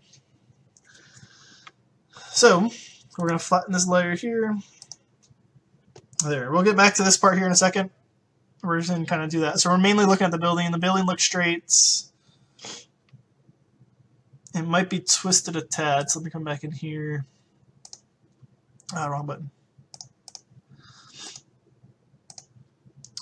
Come back to our horizontal perspective. It looks like it's a little bit twisted from the left side, a little bit farther back. So we're just going to kind of twist that a little bit more forward. But so like you can go super extreme back. So it looks a little bit closer that way.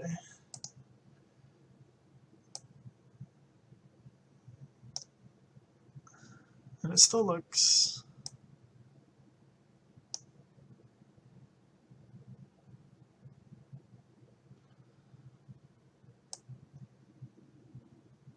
We're still distorted a tad. That looks better.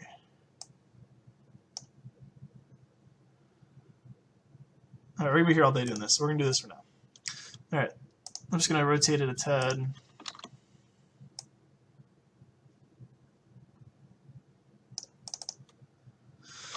All right, so we have our right side of the building, no people on this side. Magically, they all disappeared. So what I'm going to do is I'm going to take this piece here. We're going to flip it and put it on this side over here. So I'm going to make my selection. I'm going to do kind of like a wide selection with it, just because it helps us to layer and match. Copy, make a layer, Control T, flip horizontal, drag this over here. And now we're going to drop the opacity down a tad. This way we can start matching it to where it's supposed to be if it was actually there. So it would be something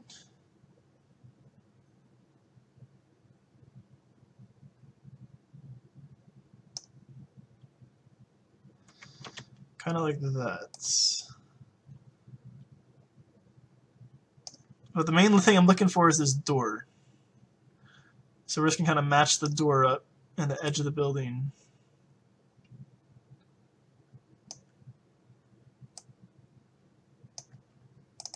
There. All right, so we have a layer there. We're going to create a mask. We're going to paint this part of the building back in. This is where stuff gets a little bit funky. All right, paint her back in. Give her her body back.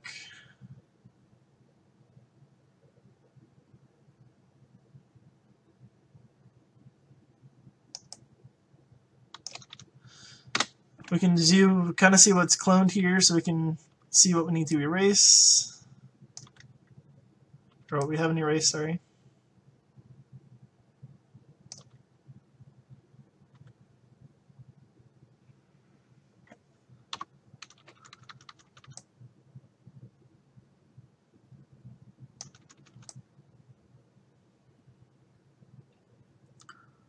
Just going to kind of bring this in nice and close to her body.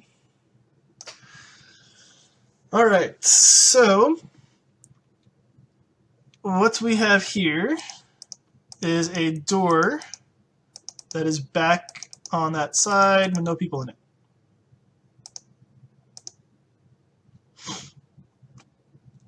So we have Notre Dame, we have the door, no people, doing pretty good.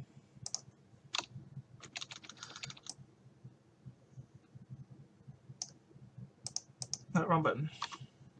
Erase that back up. So I want to keep her original dress, her original pose. We'll just get rid of the side of this building, this door. So that actually looks pretty good. Now the other option that we have that we can do here, I'm not going to for my sanity, but you could go through here since the sun is coming from this side, the building is casting the shadow.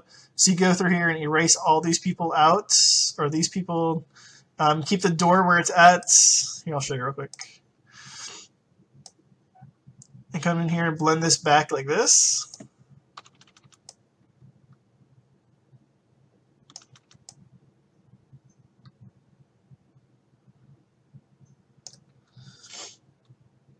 And then come through here and erase all these people out. I'm not going to do that because it looks like it was fake because we faked it. So I'm going to keep it like that and flatten this layer. Now what I'm going to do is I'm going to come in here to close to her, fill in these gaps here. So it's going to get close to the dress, fill in a little bit of the gap that we left when we were doing the regular adjustments.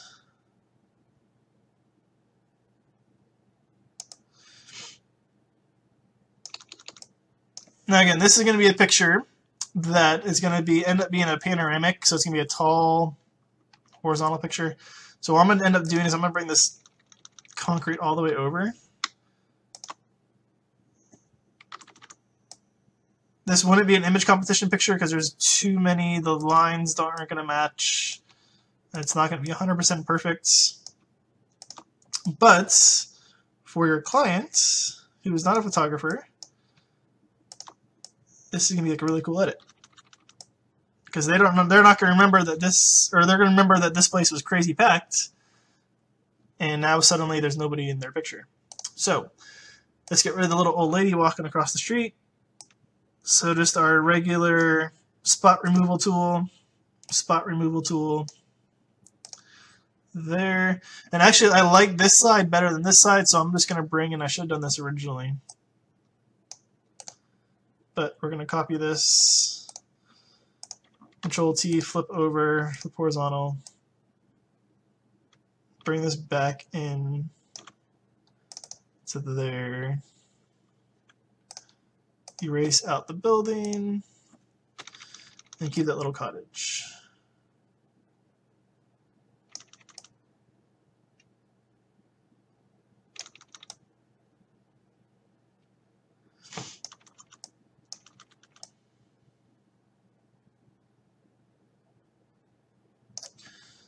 Alright, so basically you can do that. I'm going to clone this out here because I want to keep that cottage.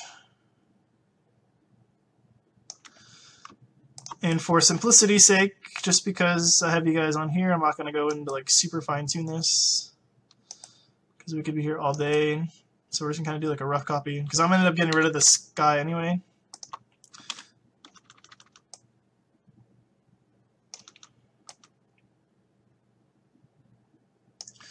Alright, so we're going to do that. Alright, so we're going to come back to our spot healing tool.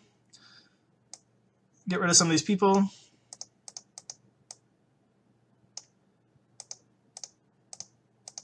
And we could have done this beforehand before we flipped it, and then we didn't have to worry about it on the other side. But a lot of times when I edit pictures, I don't think about things as I'm doing them, because I'll see something then I decide to add to it. So in this particular case, I wasn't going to put the buildings over there, but I decided to, and so here we are fixing it. So if you have a plan beforehand and know that you're going to flip these over, do it on the one side first, then go through later, or go through and when you duplicate it, you only have to do the edit the first time. Because you did it, and you thought ahead. But I did not think ahead. Alright, so that's kind of what we're looking at here. Again, I'm going to go through, we're going to add a different sky to this here in just a second. So, oh, hold on, we missed the spot.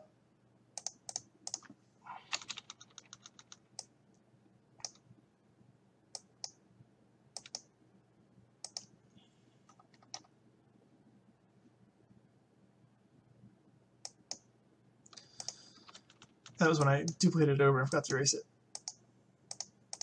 But that's good for now. Alright, so that's our overall, what we're going to do with it. So we can come in here, we can add, select that, shift backspace, content aware fill, select this, shift backspace, enter, content aware fill, come in and do the same thing here.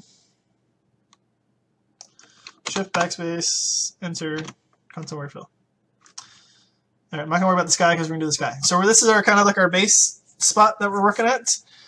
For those of you keeping track at home, started with this, a bunch of people, we are now at that. So again, started with this, now we're at that. Alright, so we're going to make our selection, same thing we did in the first video of Italy, if you remember correctly. So we're going to select our sky. We're going to right-click, select inverse, select and mask at the top. So we're just going to come in here and paint in, or paint out the blue. So click on the blue section here, drag your mouse, color in around the border. This is just erasing the blue marks within the frame, kind of refining the edge, or what refined edge used to be, which is no longer.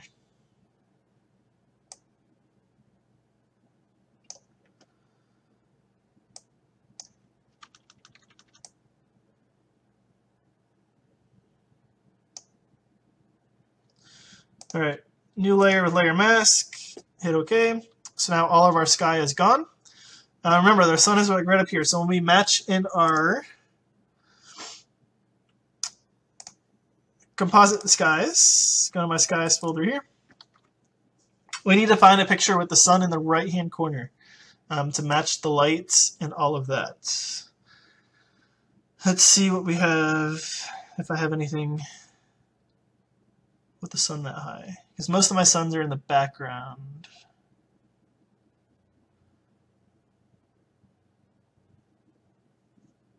Or like a sunset type picture.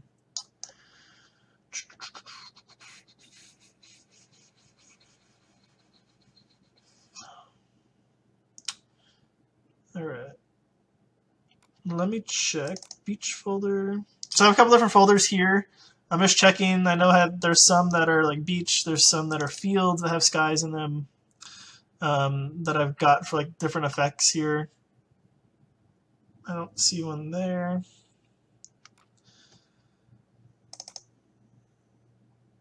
I don't see one there. Desert.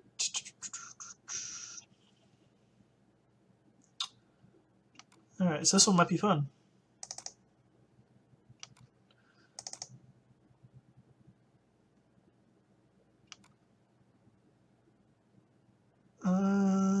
Here.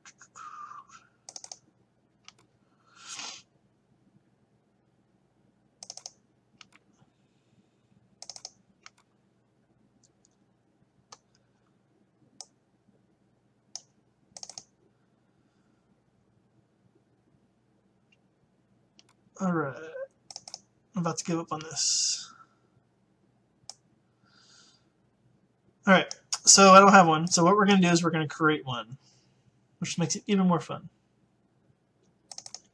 And normally I would have a thing set up for this beforehand to show you, or I would have a sky in mind that I wanted to do beforehand before I started the edits.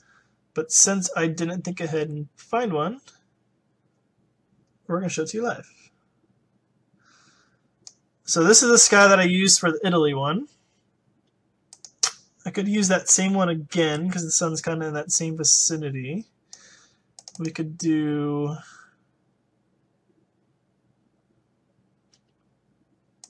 Let's try... I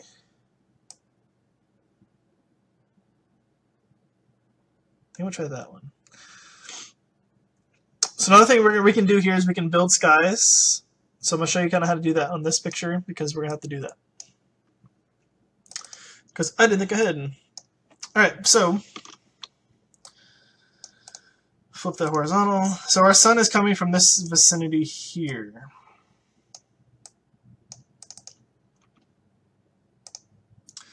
Now, obviously, we can't have a sky with a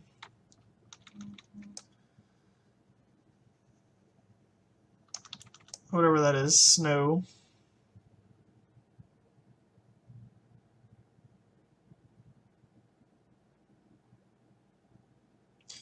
So we get rid of the snow.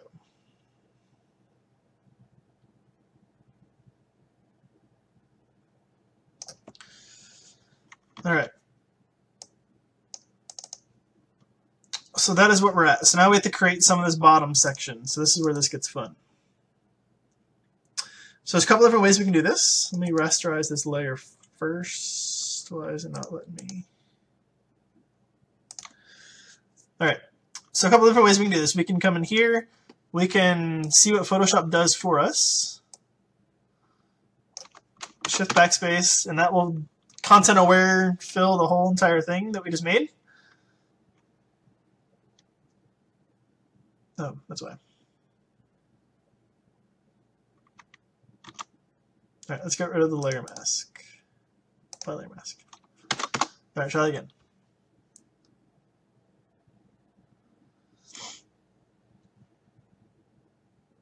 Nathan, where you at, man? You could be here right now. I'm slaving away and you're chilling. All right, so that's not going to necessarily work because that's way too much texture, too much repetition. The other option we have is we can make this all bigger.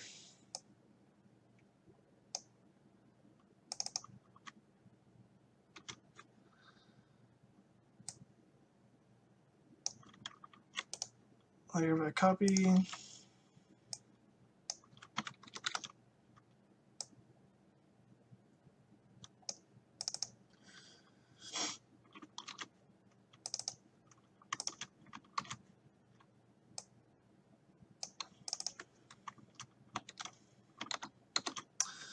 The issue that we have here is that now we've got too much stuff on the bottom here. So what we're going to end up doing is adding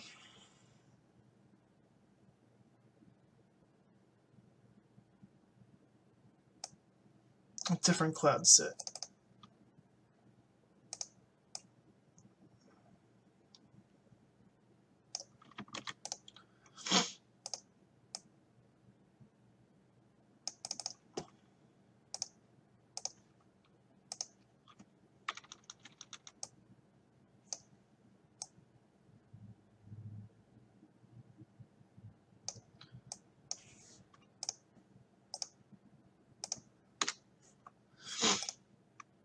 All right, so what I did is I found another cloud set, added some clouds, kind of flip them over so it matches the light. I'm gonna add a little bit of blue color to these now. Come paint that blue.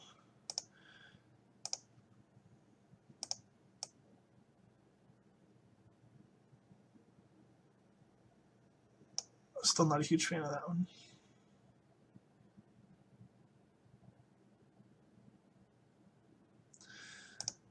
All right, so we're gonna backtrack here.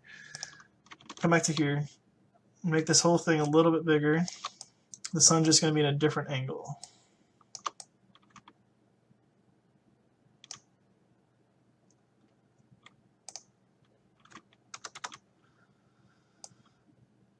All right, so normally if you're doing this, you would get your sky beforehand. I didn't do that, so it's my fault. So instead of sitting here for hours trying to figure out what sky to use, we're going to do it that way. I'll just add my sun in here because sun's still kind of that general vicinity. So we're just going to do that. So the sky is a little bit dark, so we're going to lighten this up here. Come into here, make this a little bit brighter, kind of brighten that up. All right, so we're going to be right about in there. Merge those two together. Bring in my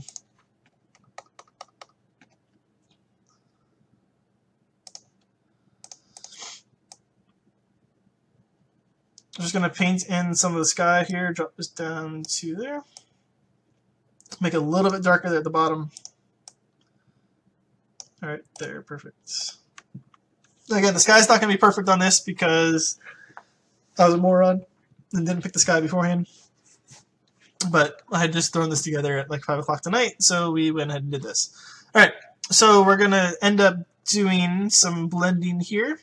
First thing I'm going to do is I'm going to bring my sky back in, or my sun, before I do anything else. Because my program is a little bit finicky, we're going to save this before I do that. So Red Giant Software, Null Light Factory. This is my Sunflare app, or plugin. Allows us to add some sun. Because that's kind of bright back there, we have to add quite a bit of sun to that. Let's warm it up a little bit, make it a little bit brighter so it's not quite as orange. All right. Good. All right, so now we have our sun kind of in there, so that actually kind of works. Sun come across. Obviously, it's a little bit bright. We can darken down the whole entire thing here in a minute. We're going to make her pop out a little bit more. I'm going to hit my OSnap from Totally Rad Actions. This, again, is just adding a contrast bump, saturation bump, created into a single action. This gives us a little bit of color pop, color boost. Darkens the back a little bit more, because if this would be shadowed, gives a little bit of pop there. Perfect. Flatten that. I'm going to come in here. So make her the selection.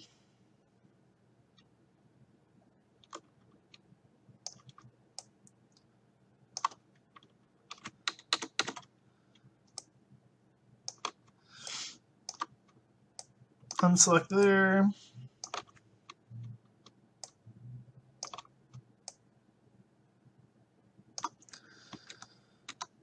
All right, we're going to do our same little darken button, darken the background.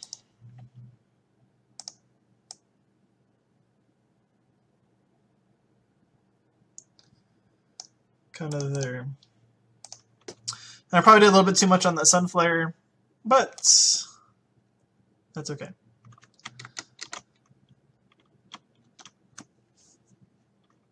Because we can tone that down a tad with our Nik Software color effects. Do tonal contrast first.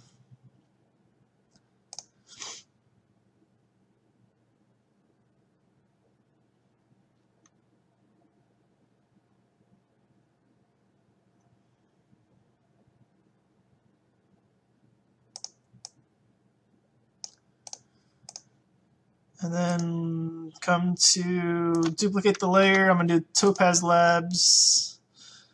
Restyle. I'm going to scroll down here, find one that kind of takes a little bit of the saturation out,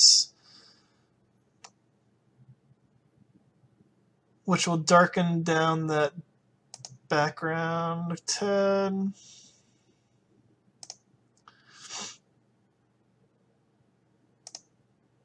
So just basically clicking through these to kind of see. Actually, that was not too bad. Which ones look kind of cool.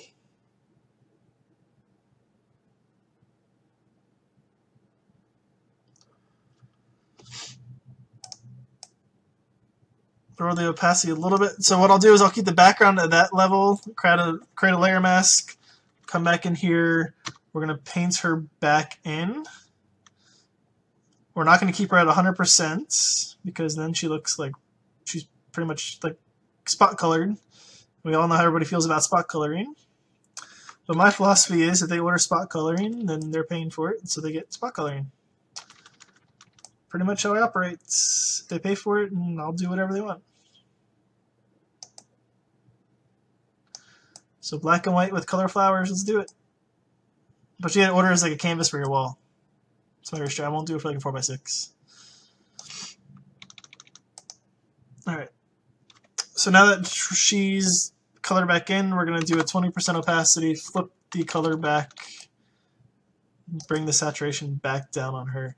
The reason I started at 100% when I painted her back in was because I can always take her back down. If I was coloring at like 10% and I accidentally let go of the button, or if you're using the pen, you accidentally raise the pen up off the mat, then you paint back over it again, then it adds 10% more to the 10% you already painted. So then you have like stacking issues, and you go back over it and it looks all weird. So if you do it, paint it all back in at 100%, you can come back in at like 10% and erase what you did at the 100% to get it back. So this is the topaz. So this is what we had before. It was a little bit too saturated, a little bit too bright. Brought in our topaz restyle, knocked it down a little bit, took some of the color cast off of the building, killed the sun a little bit in the back here. Still probably a little bit on the bright side. We can come in here with our burn tool, burn at the highlights, and see if we can kind of drop its head. It's a little bit better. Again, this wouldn't be a competition image. If this was a competition image, I would lose points for the sun pulling too much away from her. But this would be a picture that goes up on the wall. And up on her wall, this would look awesome as like a metal print or an acrylic print, something like that, for the wall. So we're going to finish up here in just a second. Let me know if you guys have any more questions before I get off, because I'm going to be here about another 2 to 3 more minutes on this edit, and then that will be it for the 3 edits that we did.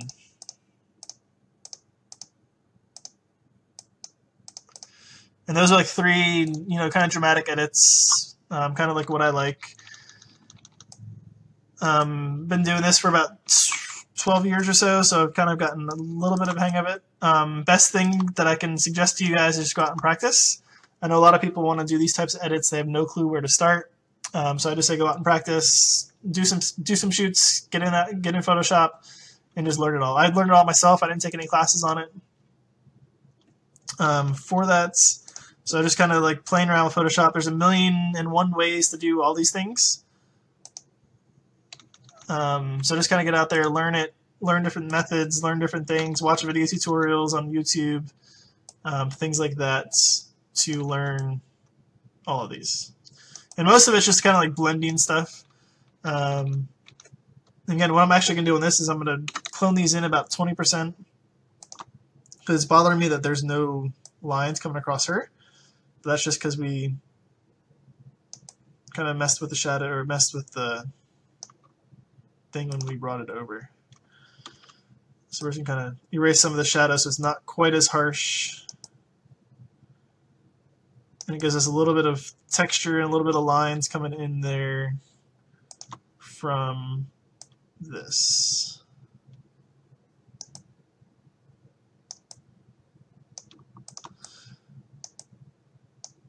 Again, if this was an image competition, this would be completely different.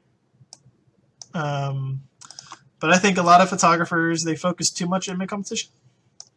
And I'd rather get paid by a client for like a huge picture on their wall than win an image competition, if you ask me. So a lot of times it doesn't necessarily have to be 100% perfect like you would for an image competition, because again, I'd get dinged for the brightness here, I'd get dinged for like the lines that are all messed up here, there's a curvature here from when we duplicated stuff and flipped it over, there's a little bit of issues back in the background over here. So it's not perfect like you would do for an image competition, but again, a client is probably not going to notice, because they're going to be wowed by all of everything, because she knows that there was 1 million people there when we were there, and now there's not 1 million people. And mom might actually be watching.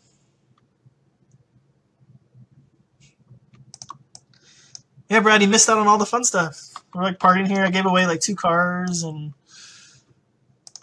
all kinds of stuff. You missed it. You had to be here to win. All right, so we're gonna kind of keep that there. And we'll come in and just fix a little bit more. Might as well do it while I'm still sitting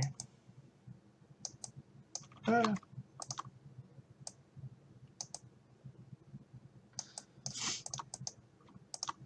Again, this wouldn't take me as long if I was talking through every step. So usually something like this one probably would have taken me like 20 minutes to do. On average, I spend about 5, maybe 10 minutes on an image, something like this. But this one's a little bit more advanced with the flipping of stuff. But yes, I'll show the original one again in a second.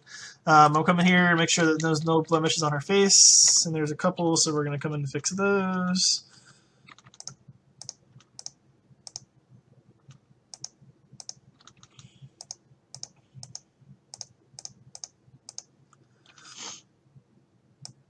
This particular senior, the one that we did in Paris, she had ordered all her Paris pictures. So I am doing this one for me. And this one might end up being the one that we use on the wall in the studio. So a lot of times I'll sit here and do some stuff for edits for the studio, things for Facebook, things for Instagram, things like that. Because I post this up on Instagram, I guarantee that's going to go like crazy. The people.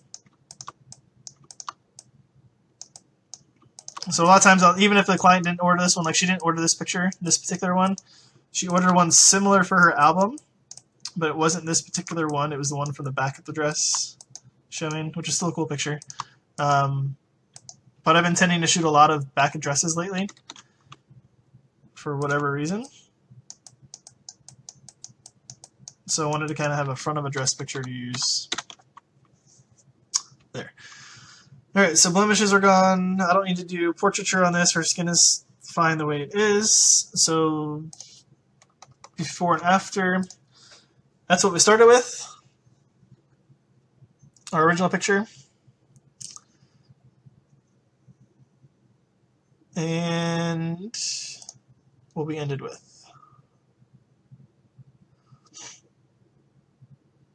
So let me know if you guys have any questions. I'll keep this up for about another minute before I get out of here.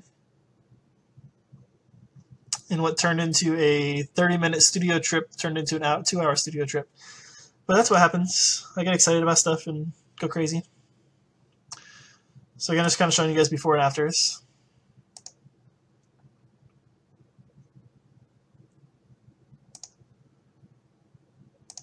Then I'll keep this live video up so you guys are able to watch it. Those of you that are in my groups, Facebook groups, I have a Facebook group, and I'll do a shameless plug now since I've been here for 2 hours. I don't want to do that. Facebook. New tab. Hold on. All right, so I have a Facebook group. It's called Senior Model Program. So you come in here. We have some cool stuff going on in here. Anyone that wants to join that, I'll post this in this group as well. But there's some talk about senior portraits, things of that nature in that group. So make sure you go join there. We've got some cool stuff coming up. Kind of let you guys in on a little secrets before we... Oh, it's Photoshop here. Before we announce it live. Within the next month or so, I'm looking to do a... What screen are we on? Oh. I'm looking to do a senior page, kind of like a senior group, to where we post weekly content. It's an interactive group. We do weekly content, we do videos, we do marketing tutorials, we do a bunch of different things like that for like weekly. It'd be a subscription-based offering. I've got a couple different photographers that I'm working with to kind of put this together. So we're trying to do a big, large-scale type teaching network for you guys. Tentative launch date would be September when we do this, so just in time for the fall rush for the senior model programs, things like that, when you guys start signing up seniors for your programs in the fall and winter for those. So join my group, the senior model group. You'll get all the information there. We're going to do like a soft opening for the people within that group first. And then we have another group that we're working with that will do a soft opening in their group. Luis Ungerman with the seniors, senior focus group is her group. So she's helping us out do this. So the idea behind it is to kind of put out there an interactive senior platform, essentially. There's nothing really quite like it that we're trying to do. We notice like the senior industry lacks something like this. I think it's something that's needed. Obviously, there's a lot of good groups out there for senior stuff, but there's nothing that's really kind of like intensive instruction. It's more of join our group, pay our fee, pay us more money for this, pay us more money for this. So we kind of wanted to put together an all-inclusive group. Everything's included, email templates, things like that. So check out the information that's coming for that. Hopefully September will be that. But again, so this video will be saved. Check back as much as he wants you to watch it. I'll post it in a couple different groups. I'll keep it up on my page so you guys can follow it there. And then I'll post the before and afters in the comment threads below. So thanks for joining us on a Sunday. Hope everyone has a great 4th of July. We'll be doing a photo shoot with our senior models on Wednesday. After the 4th of July, we're going to do a sparklers shoot at the beach at sunset. So I'll do a Facebook Live video for that as it happens, so you guys can check in and watch that as we do that. So enjoy the rest of your Sunday.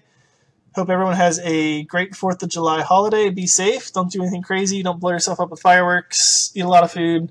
All of that. Feel free to shoot me any messages you guys have. And I will be seeing you guys soon. Thanks for joining.